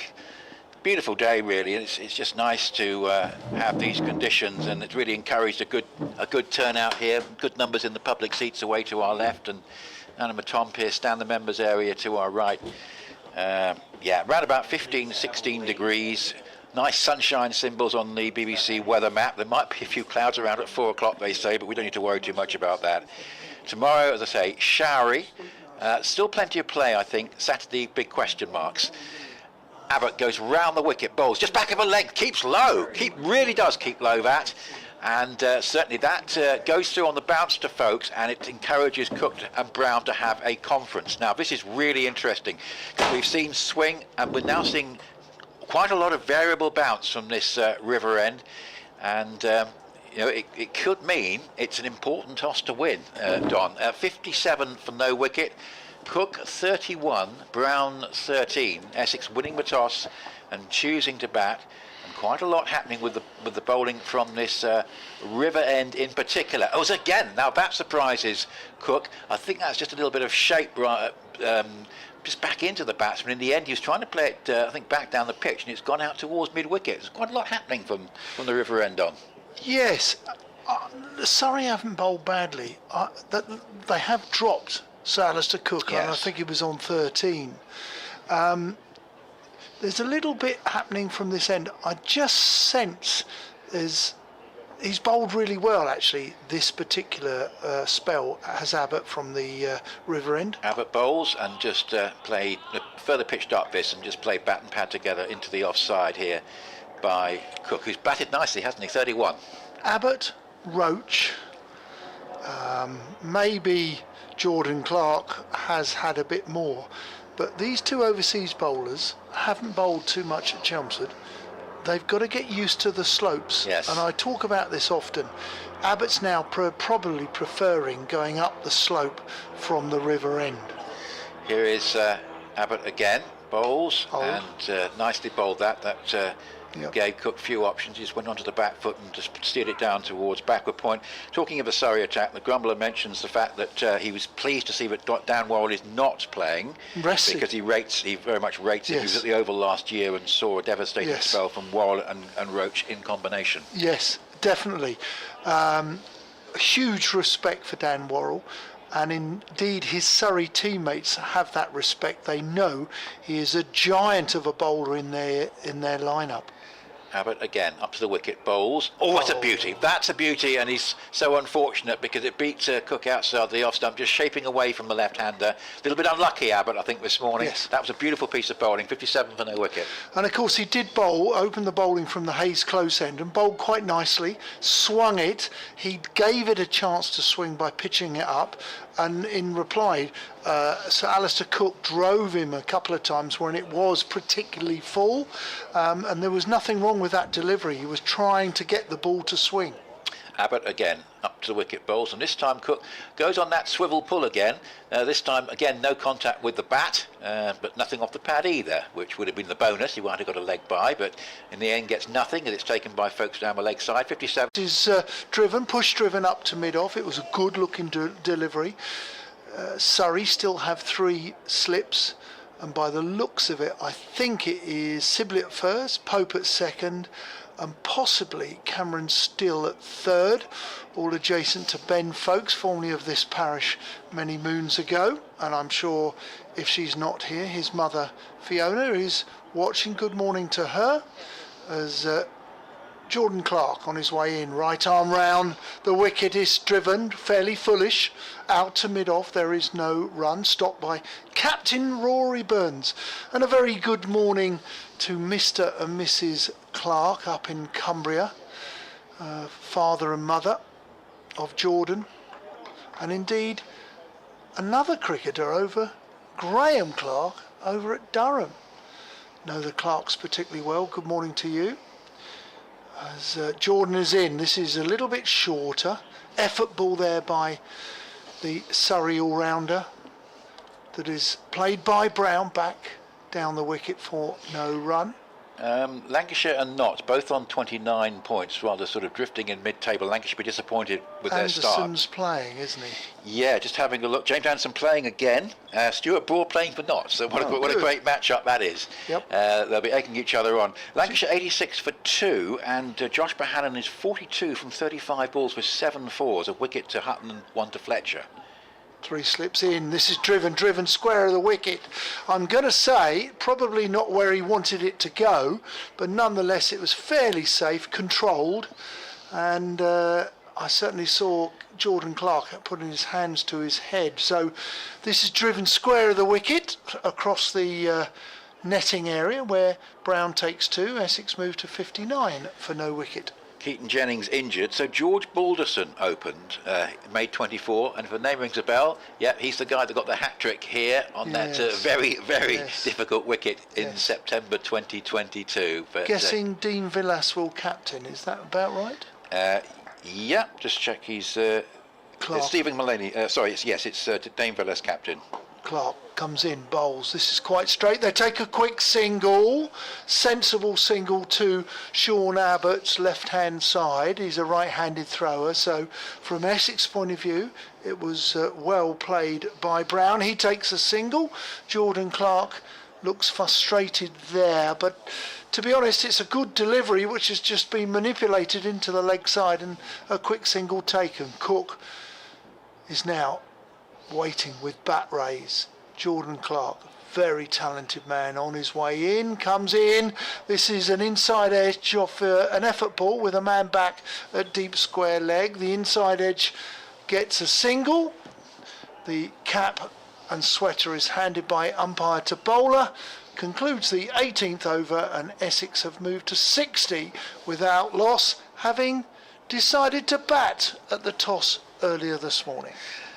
Well, there must be a few showers around in the West Country. It slightly surprises me because there's a delay at Taunton, and Somerset will probably be regrouping because Northants are 53 for no wicket, and Vasconcelos is 24 not out. So those two sides looking for some points at the bottom 2 at the moment, actually, Don. So looking to see who can prosper there.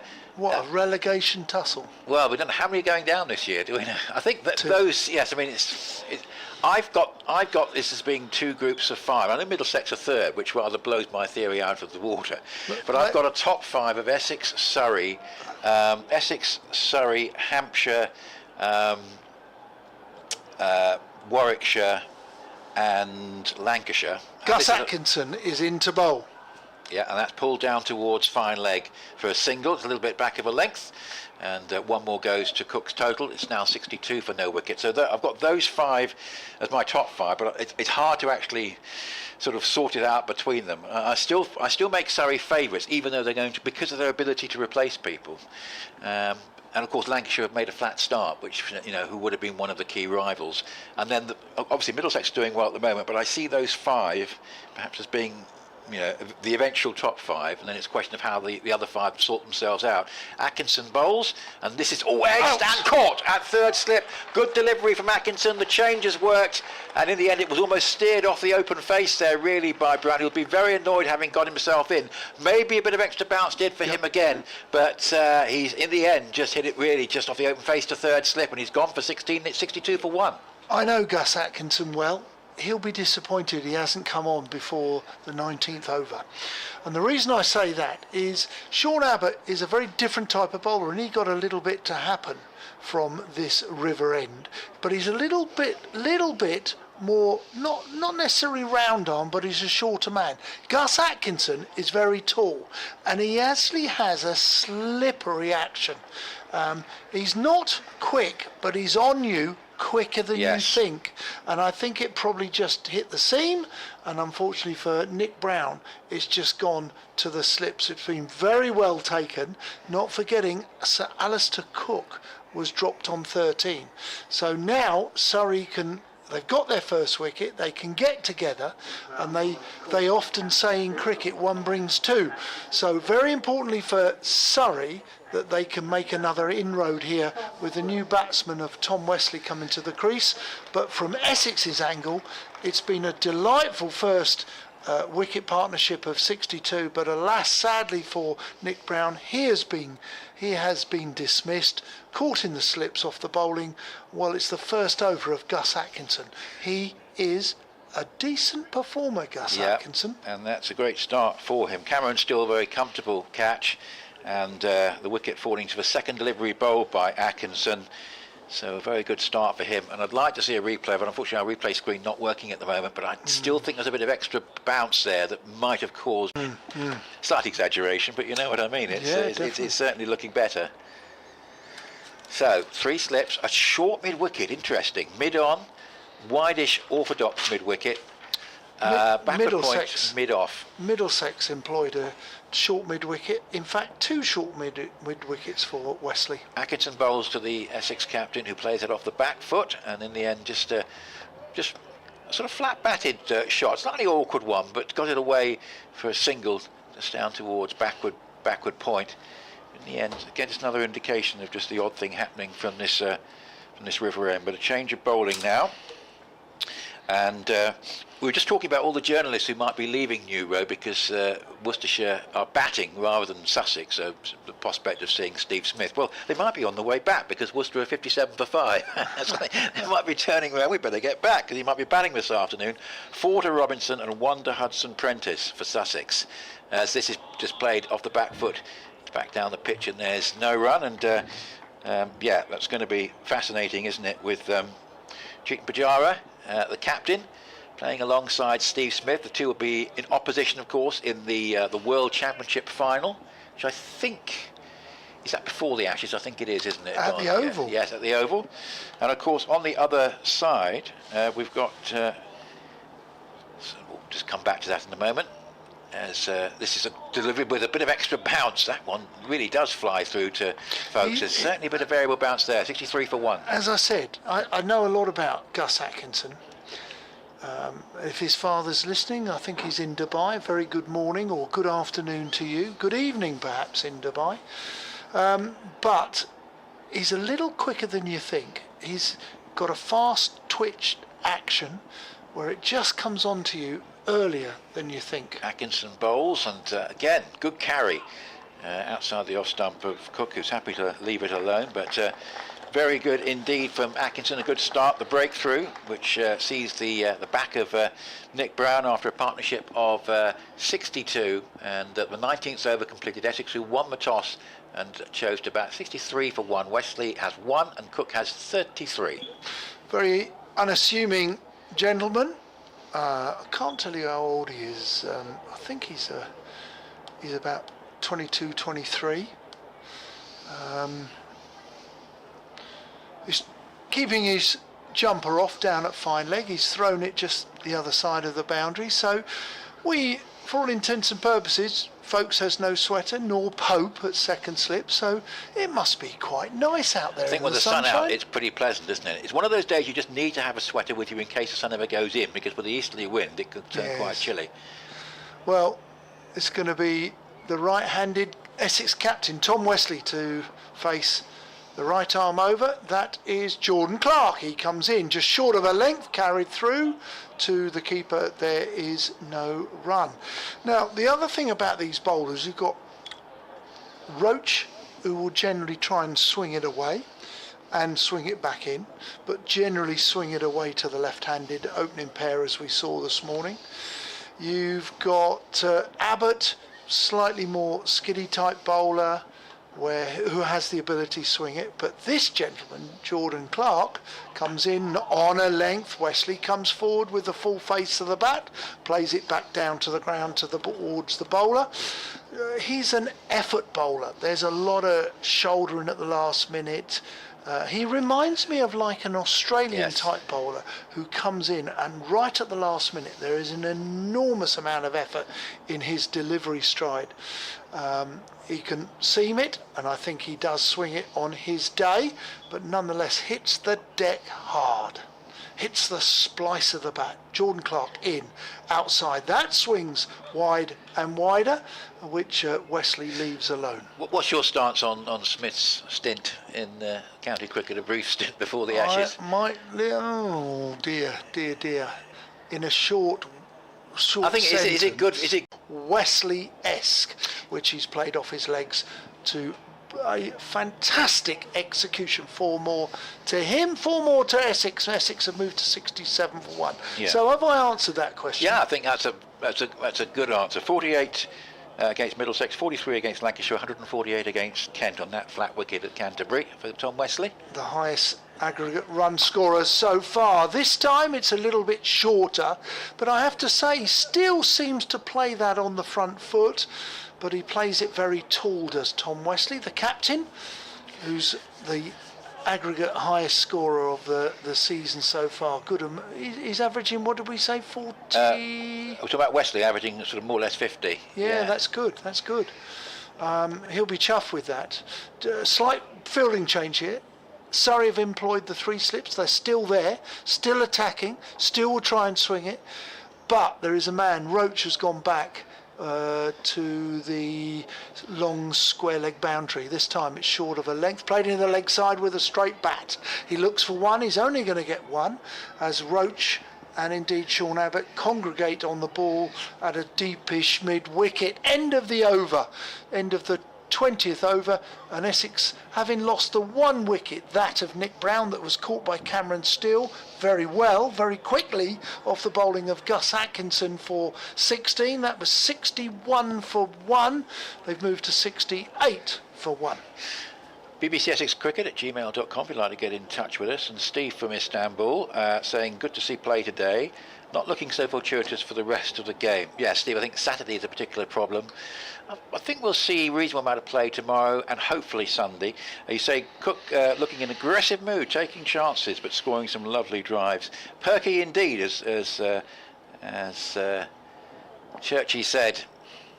Mark Church's phrase, Perky, that was a very appropriate one, I think, as Atkinson bowls, and that's played nicely, flicked away off the back foot for at least 2 down towards the deep square leg boundary. And Wesley has started well here. He's gone to 8. That was just straying onto the pads and just got into line and tucked it away. So 2 to him. He has 8, 70 for 1, and Cook has 33. And yeah, so looking forward to a tight contest. The Essex bowling will carry the day if a batsman can get 300 plus over today and tomorrow. You say a good game, weather permitting, on the cards. So yeah, it looks a decent pitch, except for some variable bounce from the River End, which is causing some interest. Short mid wicket in, as here Wesley goes nicely onto the drive. That was sort of played as a defensive shot, but it really came off the middle of the bat quite quickly up towards mid-on. And it's 70 for 1 after Essex won the toss and chose to bat first. Mr. Rockall, Andrew Rockall, was listening. He said over 7,000 first-class runs for Nick Brown now. I mentioned earlier that I'm surprised so many people are anti-Nick Brown, to be honest. This next one played defensively from the crease, back down the pitch, and there's no run. Atkinson continuing his second over, 1 for 4 from 9 balls so far. Other people listening in, good morning to Lisa Hicks. Hope you're enjoying the coverage. And indeed, to Mark Overton, Jamie's father, good morning to you, sir. I hope your little un is improving on his road to recovery. Stress fracture of the back. Sun's just gone behind a bit of high cloud as Wesley drives fluently. That's a good looking shot from Wesley. I tell you what, he's timing the ball very well in his short innings so far. Goes straight to mid-off, a yard either side. That was 4. It was beautifully timed. 70 for 1. It really was.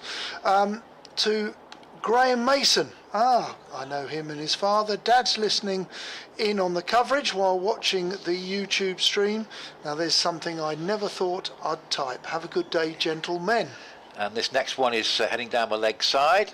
So Atkinson not quite where he wants it. That was a fairly innocuous delivery, and so heading down the leg side, and in the end he just gets inside the line. Does Wesley. 70 for 1. Essex making quite sprightly progress in just the 21st over. The opener's putting on 62 before dismissal of Nick Brown to the second delivery that Atkinson bowled. Caught by Cameron Steele at third slip. Here's at 1 on the pads of Wesley with a stifled shot for LBW. Wait for, I think there was some bat on that as it's gone out into the onside.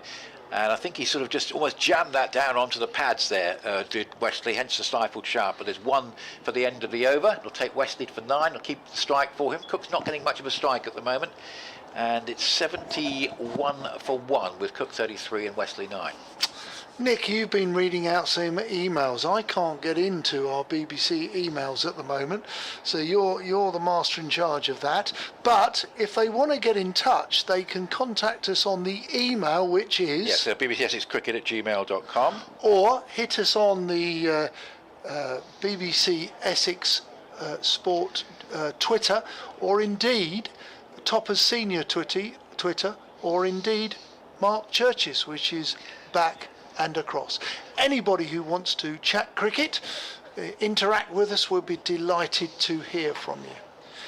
Jordan Clark commences the next over with 3 slips, and this time he drags Tom Wesley forward, where he negotiates the ball, plays into the offside, and there is no run. What do we know about Derbyshire's Henry Brooks, if Right, anything? it's not Derbyshire's Henry Brooks. He's on loan from Warwickshire. Well, I'll tell you what, he has the most astonishing figures of 4 overs, 3 maidens, 4 for 1 against Leicestershire, who are 49 for 5. He's got Buddingham for 31, Hill 0, Ackerman 0, and Mulder 0. Check, there hasn't been a hat-trick there.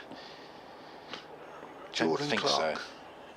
Right arm over the wicket to the Essex captain. This is all turns him square, looks to play into the leg side. I do believe that was a bit of a leading edge into the offside. They take a quick single because it goes in to the vacant covers. They move for the single. They take the single. Essex have moved on to 71 for 1. Well, that is quite a performance. 4 for 1 off 4 overs, and Leicestershire, high-flying Leicestershire, we should say, are still doing nicely in Division 2, but rocked back on their heels today at Derby, 51 for 5 against Derbyshire in Division 2. So a few stories from Division 2 today, with Ollie Robinson getting 4 early wickets, Worcestershire 68 for 5, and of course Steve Smith in that Sussex side. Due to batter number 5 on the card. They've taken a slip out now for Cook. 2 slips for the left-handed opening batsman, who drives into the offside and actually finds the very squarish fielder at cover where there is no run. They're just, the ball's now with Ollie Pope. Ollie Pope's given it a huge rub on his leg, on his thigh, on his hamstring and rump, where he's trying to get that ball to swing. Very important, the ball polisher in any team. 2 slips, not 3 slips now. Round the wicket to Cook. Jordan comes in, this time a inside edge which goes behind square on the leg side. They take a quick single, remembering that the inside edge of any batsman is the batsman's, the outside edge is always the bowlers. Yeah, so Smith listed at 5 for Sussex. He might be batting later on today, but I can imagine a conversation between Captain Pujara and Smith saying, you know, bearing in mind that India and Australia are playing each other in this World Final in June, say, where would you like to bat? I was thinking number 9, would that suit you? Make sure you don't get any practice. But no, that'll be a fascinating, keep an eye on what happens there over the next couple of days. 3 slips employed for Wesley. This is a decent ball, probably just shaped away, which Wesley plays sensibly into the offside. There is no run. Nick Brown will be a bit annoyed, won't he? He's done the hard work there, well, 16, and... Yeah. When I look back now, you highlighted it was a second ball. This isn't giving any criticism to Nick, but I wonder if he's in the dressing room thinking, why did I go at that ball? Why didn't I just say, let's have a look at this brand new bowler. Second ball, he's got out to a ball he wafted at. This time it's trapped by bat and pad into the leg side to conclude a decent over from Jordan Clark there, 73 for 1. I just sensed that Nick Brown would have gone back into the dressing room and just said, why didn't I just have a little look for this over? Why did I take quite an expansive drive on? He's a different bowler. He's a little bit quicker. He's a different bowler to the other three seamers employed by Surrey. And, you know, with all the watchfulness and the discipline, I am sure he's back in the hutch going, I just wish I'd negotiated that first over from Gus Atkinson.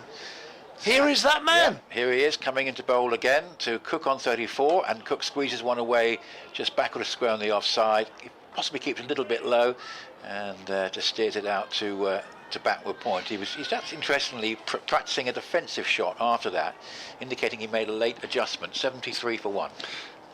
Surrey are employing 4 right arm over bowlers. You've got 2 international quality in Sean Abbott and indeed Kemal Roach, Gus Atkinson and Jordan Clark, and I'll come on to this after the Atkinson bowls a nice piece of bowling that, which just going across the bows of the left-handed Cook, but he keeps his bat out of harm's way. But just a testing length and a little bit of carry. 73 for 1. I see them as 4 very different bowlers. Yeah, everyone would like to say, well, there's no left armer or there's no leggy. There's, you know, look, they're 4 decent seamers, but they all bowl very, very differently. Here's Atkinson again to Cook, who this time just comes forward and negotiates that quite comfortably. Head over the ball and playing defensively up towards mid-off, and there's no run. I think that's the bowling coach. Could be Azam Mahmood behind the arm at the Hayes close end, watching in front of the sight screen. Yes, very, very much a man associated with Surrey, isn't he? And he's a very good player. Bowling coach. Yeah. As here's Atkinson again, and Cook gets right into line with some certainty here. Gets his foot forward to that, plays defensively up to mid-off, and there's no run. And James in Papua New Guinea on our email, bbcscricket@gmail.com, says he's watching from the rainforest. He says it's rather overcast and humid, and definitely you put the other side in these conditions. Swing out there, 73 for 1. Cool, you'd be perspiring out bowling in a rainforest, wouldn't you? Hey? Is Atkinson again? Bowls and a slice drive which goes between third slip and backward point, but no control and forward of an untenanted third man boundary. I'd love to see a replay of that if it was available, because that one, maybe it's a little bit of swing, but he wasn't in control of the shot. He was trying to crunch it through the covers and it's flown off an edge. Would have been interesting for a squarish gully that, but 73 for 1, 77 for 1. Gus Atkinson, as Mark Church alluded to this morning, has a memory of Chelmsford in the fact that he got Sir Alistair Cook as his first wicket.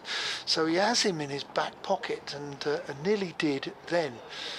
He will remember that wicket for a long time. Atkinson bowls, and this time again that swivel pull from Cook, but he's actually sort of middle for the first time really in his attempts, and it's sent down towards deep square leg for a single. 78 for 1, 39 to Cook. Wesley is there on 10 with Nick Brown, the man, out for 16, caught by Cameron Steele at third slip off Gus Atkinson's second delivery when the score was on 62.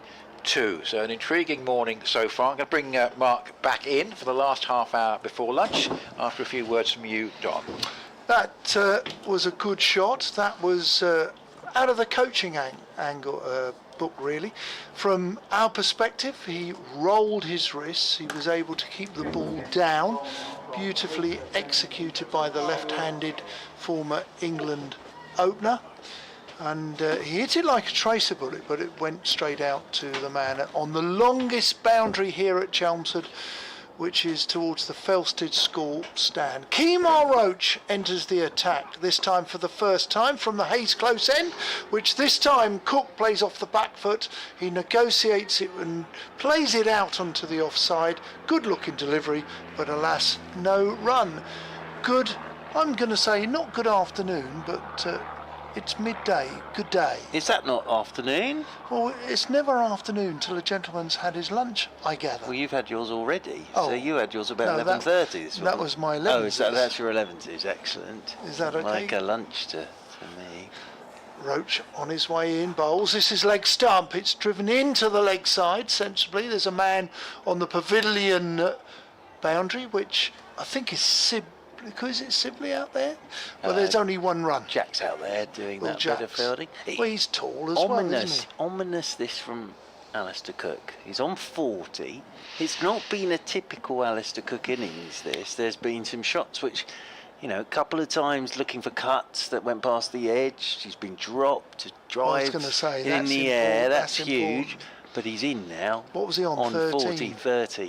13, yeah. 13, so yeah, drops at that point. But playing a sort of non-Alistair Cook shot as well. It wasn't the most difficult, was it? Roach in, right arm over, and there's a genuine player miss from Tom Wesley. Well bowled, Mr. Roach. I was talking with Nick. Surrey have employed 4 right arm seamers, but for me, as a lover of bowling, all 4 are very different. Yeah, they're very much so. And they're not a similar 4-pronged bowling attack. I think the word often used with them is relentless as well. That's the other thing. Roach in, not swinging quite as much. This goes wide and wider. I'm not going to say it swung, it just went on the slope here as he's bowling from the Hayes close end. And we're playing on the pavilion side of the square where a lot of the tracks 15-20 years ago were relayed, and there is a little bit more pace and bounce compared to the wickets in the middle, which predominantly are flat, slow white ball wickets, which are often in line with the TV gantry. Roach, 2 slips employed, he bowls. This is off the hip, off the willow though, around the hip height as he takes a single for Wesley and Essex. Goes up to 80 for 1. Very pleased to see T. Wesley back in nick as well. Made a big 100 in the last game, didn't he? Because he's a lovely player. He really is a lovely player to watch. Scored those runs in international cricket. I think it was against South Africa. Yep. Morkel was absolutely. Toby nemesis. Rowland-Jones made his debut in that series as well. He got a fifer, isn't it? Great to see him captaining. Roach in, outside, off stump, left alone. End of the over. And that's the end of the return of Roach's first over, his first over of the morning from the Hayes Close, and Essex, having won the toss, are 80 for 1. Yeah, just getting back to that, and I think what I've noticed this season in the games that Surrey have played is every attack has been an outstanding attack. There's never been a sort of a weak link at either end. You never really get a break. Thinking of the Warwickshire attack last week, then the Hampshire attack with Barker, Abbas, Abbott, Fuller. So, and it's the same with the Surrey attack, and it'll be the same with the Essex attack in this game. There's some very good bowling attacks around in Division 1. Gus Atkinson it will be from the River End, coming into Tom Wesley, and Wesley's pushing this one off the stumps into the leg side in typical Wesley fashion. That rolls in there to mid-wicket. Sean Abbott does the fielding, and there's no run. The other thing I'd say with the Nick Brown dismissal is Gus Atkinson is much quicker than he looks. Off the run-up, he sort of just jogs in. And the great thing about Gus Atkinson is, whether he's been hit for 4 or got a wicket, he'll just turn around and do it again the next ball. There's no discernible change in his action. He's over the wicket here to Wesley, and Wesley solidly in behind a short delivery, and then he'll just turn around and trudge back. Well, Gus Atkinson. Batsman had to play him differently this morning because he came on in the 19th over. Probably a bit disappointed he had to wait till 19, to be honest. But he was waiting. He got his chance. He followed Abbott in from this from the River End. And he's a different bowler to Abbott. He's taller. He bowls at 12 big o'clock. On Nick Brown, didn't it? It did. Forward goes Wesley, thick inside edge. That rolls away into the leg side. He'll get a single. And not being criticism towards Nick Brown, he probably got back in the dressing room and probably thought, why didn't I just not see him off, but just watch him for the over, because he is so different to the previous bowler from that end. He's a little bit quicker than you think. He's on you. He doesn't look quick, but he's on you quicker. He hits the splice. He gets a bit of bounce from his height. You know, it's dangerous to think he's the underrated bowler. And again, he comes to Alistair Cook. Typical Cook shot again, just jumps across his stumps and works this one into the leg side. He's on to 42 now. Alistair Cook, 83 for 1. Essex won the toss this morning, decided to bat first. Nick Brown, the man, 2 have gone. Caught by Cameron Steele. Third slip off this man, Gus Atkinson, for 16. Alistair Cook dropped on 13. Wesley has 12. As over the wicket comes Atkinson, turned into the leg side by Cook, and there is no run. I am getting very excited about Dan Lawrence and his wrists of gold when he walks out there to have a bat. He is a phenomenal player, that bloke. He really is. Always sort of hark back to that first 100 he got for Essex against Surrey. A few years ago now, that. He was whipping balls from 1.5 foot outside his off stump through mid wicket for 4. Gus Atkinson is in over the wicket to Alistair Cook, who drives handsomely to a ball that's just over pitched and driven away beautifully to that cover boundary rope for 4. And Alistair Cook moves on to 46. The end of the Gus Atkinson over, and Essex 87 for 1. Hopefully, Mark, you won't mind if I just spend 30 seconds mentioning the funeral today of a much loved and cherished man.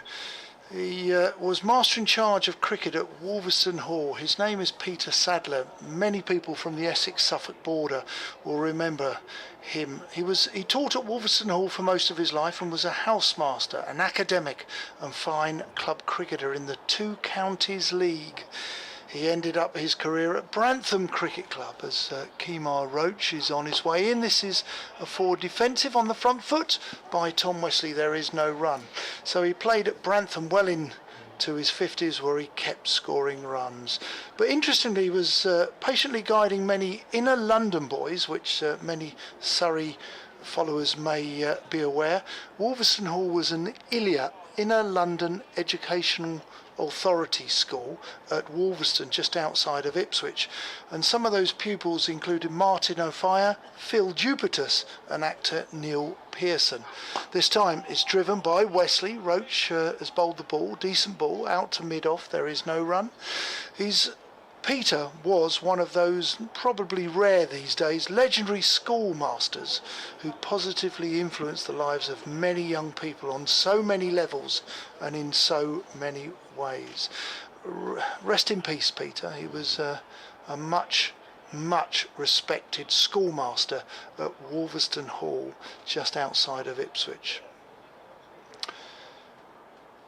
Kemar Roach bowls this a little bit leg stumpish, which is driven into the leg side. They're going to take 1. They won't take 2.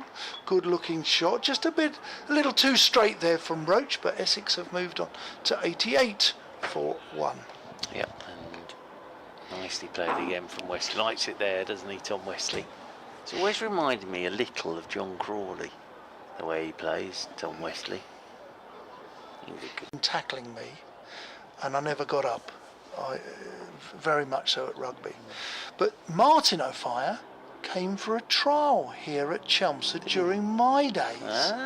Roach in, outside off stump, does swing away, but it's left alone by Cook. Sensible batting, there is no run. And during my playing days, he came for a trial here, and he bowled at the great Keith Fletcher. Ooh. He did.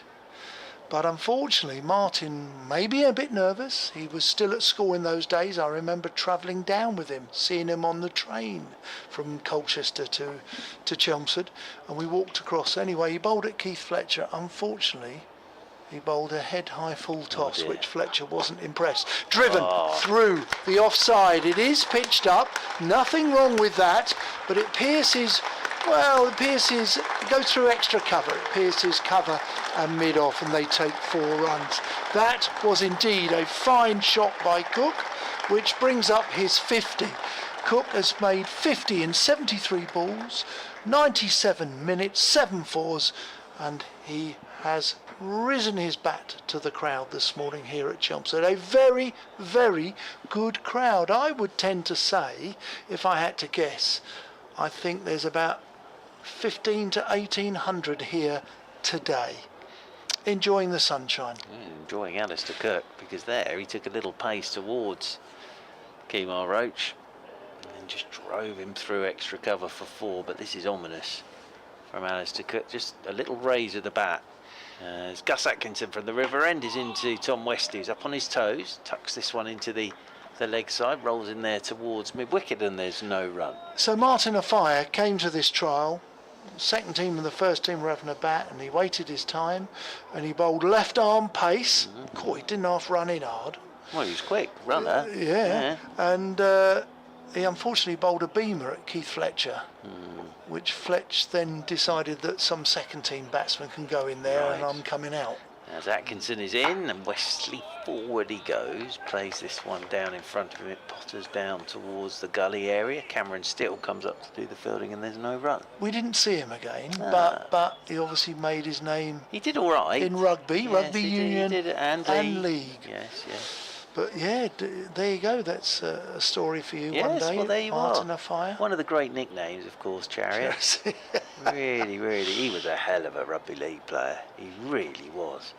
As over the wicket comes Gus Atkinson, and that's coming back at Westley. Just hits him in the midships and rolls away into the offside. He's all right. He comes down to do a touch of guarding. Nicely bowled, though, from Gus Atkinson. 17-18, he was very slight, but quick, athletic. Yeah. Obviously, he came to the nets, and I was aware of him because I played rugby against him. I think if my memory serves right, he was a year behind me in school, and his brother, an absolute beast and a legend, was a year older. As Westley forward he goes. That ball just squirts away into the mid-wicket region. Abbott gets round to do the field.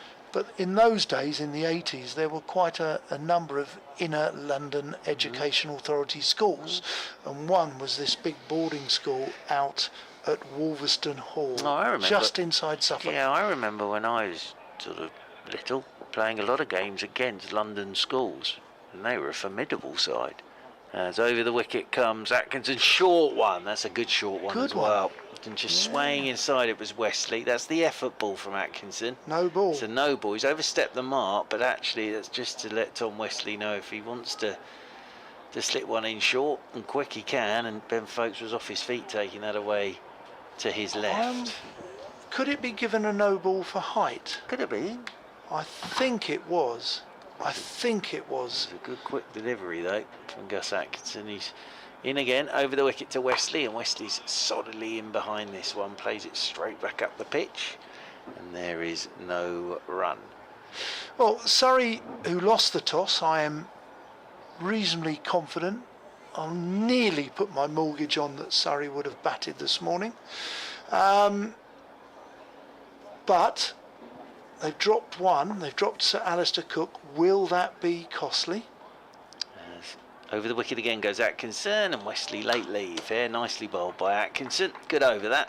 And taken by Ben Folkes, but Alistair Cook's on 50. Westley has 13. And Essex are 94 for 1. Having opted to bat this morning, and possibly the right decision, I did say if anyone wants to interact, they can interact on Back and Across, which is your Twitter. Yes, that's my Topper Twitter Senior, feed. BBC Essex Sport. Delighted to hear you, anybody, talk about school, club, county cricket in the parish of Surrey, or indeed Essex, or even the various. In fact, Surrey are coming my way. They're coming up to Suffolk to play at Woolpit in that 50-over competition on something like the 30th of July. Roach in. This is meant to be played on the leg side, I think, and it's just been played straight back to Roach on his follow-through. Will you be covering that? Will you be going up to Suffolk? Well, do you know what? I don't know what I'm doing tomorrow. So really? that far in advance for me, D-Top, please, far too It's too far. July, that's miles away, isn't it? Woolpit Cricket Club for Surrey fans. Lovely place, Yes. just off literally off. If you bowl a bad ball, it might go on the A14. And this is played back, and there is no run. Roach bowls well. Surrey, so Surrey are playing in the 50 over. It's not a competition, it's a friendly. Friendly to get ready for the Royal London. the 50 over one-day cup. Very nice. But if you've never been up there, the great thing about Suffolk is Norfolk. Suffolk has a great asset in Norfolk because everyone goes, especially from London, to Norfolk. They don't stop in Suffolk. This is dropped at second slip. Cook has gone at it. It would have been potentially catch of the season. I think that was Ollie Pope. Yeah. And he's dived at second slip almost as wide as third or further. He's got a hand on it, but unfortunately it's burst his hand and Cook gets a single. So Cook gets another life, but I really can't fault Ollie Pope there. 95 for 1. Well, it was an unbelievable effort to get to it, and he got a hand to it away to his left. It would have been a heck of a catch. Wesley, 2 slips in. This is short and wide, which hasn't really been punished. Well fielded at cover. Wesley mistimed it. It came off the bottom of the bat. He looks at his bat, but he hasn't executed it particularly well because he's found the fielder. Yeah, no, just the 2 slips in there. That would have gone straight to third slip, but obviously they've got the short mid wicket in. So, but it was a brilliant effort to get to it from Ollie Pope. Flung himself to his left. A ring on the offside. 2 men back, fine leg and deep square leg in front of square. This is driven up to mid-off where Burns does the fielding. There is no run. I think I've seen Alistair Cook in this 51 play more drives than he normally does when he makes a double 100. Yeah, I think you're right, but I want to give Surrey credit. They saw it swinging, so they've given it a chance. They've tried not to gamble, that's the wrong word. The right word would be to try and swing the ball to induce the edges. So they've bowled the right lines and lengths so far, outside off stump, and there is no run. It may be different, but from now to lunch and indeed after lunch, where they won't pitch it up quite as much, they will just drag their length back by a foot, maybe 18 inches, where they won't bowl so many drive balls because the ball will be 30, 35 overs old, and then they'll want to just sit in and wait for Essex to make a mistake. Yeah, I think that Alistair Cook is so used to him saying, I'm not going to bother with that. You keep bowling it there, I'll just let it go, let it go, let it go. But it's gone after a few this morning, and Gus Atkinson will continue from the River End. They've got 3 slips in for him. Can I ask you about your season so far? Have have Surrey been on the park for some long innings yet? Yeah, I know they've followed on and bowled sides out, but which sides have got some decent totals previously? They batted the whole of the last day. What did they get? Old Trafford. Oh, I'll have to consult my computer. Oh, sorry. That's all right. Gus Atkinson is into Cook. He's gone straight over the top of his middle stump there. That's a lovely bit of bowling, and Cook comes down to do some gardening. Roach was very impressive from this end, from the city end or the river end first up, but probably going to say Gus Atkinson's been the pick of the bowlers with this particular spell from the river end. Atkinson, around the wicket he comes to Cook, and Cook, that's gone inside edge. What a catch that is from Ben Folkes. What a catch that is, and what a bit of bowling that is from Gus Atkinson. That is inside edge, and Ben Folkes has flung himself low to his right. He enjoyed that one, and Cook goes for 51. Gus Atkinson has got Cook again here at Chelmsford, and it's 95 for 2. But what a catch that was from Ben Folkes, and Alistair Cook goes for 51.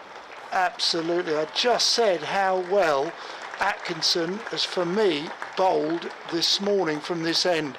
And as I say, at the time I felt he would have been slightly disappointed to have waited to the 19th over. But since coming on in the 19th over, he's got both wickets and he has looked the best bowler. So congratulations to Gus Atkinson, who has every right to feel pleased with his performance. As I tried to explain, some bowlers just hit the deck a bit harder. They hit your bat a bit quicker than you expect. He hasn't got an unusual action, but he is particularly over the top. He's quite a strong boy, and he has a bit of zip at the crease. He's a lot quicker than anybody else thinks. And it brings Dan Lawrence out to the middle, so Surrey can have 10 minutes at Dan Lawrence here before lunch.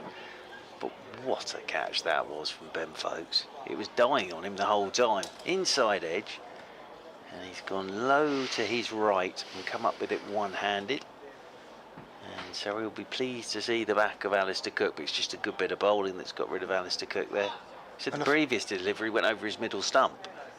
So very good stuff this from Gus Atkinson. Super catch, super catch. Brilliant catch. You know, it was dying on him the whole time. It was, and almost going the wrong way, almost anticipating having to go back leg side. First ball for the right-handed Dan Lawrence, and he's letting the first one go outside his off stump from Atkinson, and into the glove as it goes of Ben Folkes. I think Atkinson played some franchise cricket. I think he played at the Abu Dhabi T10. He did indeed. And he did quite well.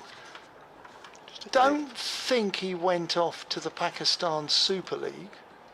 Just having a look at his figures from last year, Gus Atkinson only played the 4 championship games.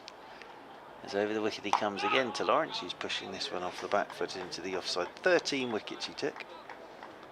At an average of 28. That's all right. That's okay. That's okay. And not forgetting, you wouldn't know this, but those 4 games could have been at the Oval.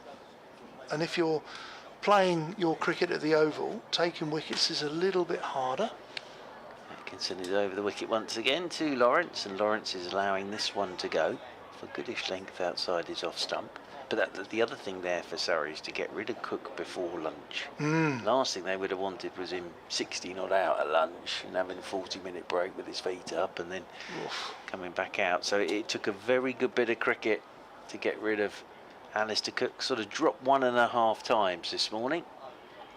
Gone now for 51 is Atkinson. Over the wicket to Dan Lawrence, and Lawrence, he's looked to pull this off his hip, got nothing on it whatsoever. Tumbling tape from Folkes, but Atkinson with the 2nd wicket of the morning, and he's got Alistair Cook here at Chelmsford again. Sort of got him in his back pocket at the moment. Nice one to have. 95 for 2, with Lawrence yet to get off the mark, and Wesley on 13. Absolutely. He likes bowling to Sir Alistair Cook. And there's not many people can say that. I think the thing that's good about that as well is he got him out. Alistair Cook didn't get himself out, he got him out. And I think the previous delivery, sort of going over the top of his middle stump, just made Cook fence at that one a touch more. Roach, this is possibly a wide delivery there, bowled. It went wide and wider, and when it passed the stumps, I'm afraid it was almost on the cut strip, and it's been signalled a wide. Yes, that was definitely a wide, wasn't it? Dom Sibley at first, and even Pope at second, I think, were in danger. Yep, they were both heading off towards cover point at that point. As Roach is going to start the new over again. In he comes, wide of the wicket. This is played off the back foot into the offside. There is no run. Surrey will be sniffing another one here before lunch. They've got a go at Lawrence. Wesley will be very aware that lunch is coming, obviously. So Surrey will be sniffing another one. If they got another one, it would be their morning. Absolutely, it really will, which will turn the game around, really, because Essex started beautifully well and need to get to lunch with just the 2 down. Outside off stump, which is just come back at Wesley, but he's left it alone, being watchful. Just getting back to what you were talking about, no side's gone past 300 against Surrey this season. in the Championship. Just looking at the scores in the Championship games, Lancashire batted very well on the last day to see that game out. I think they were 240 odd for 3. I'll just find the right page on my computer. Really, from an Essex perspective, that would be good from their tactics to keep Surrey in the field for as long as possible. This time, a ball that comes back. There's oohs and ha's from from Boundary. There is just the one run.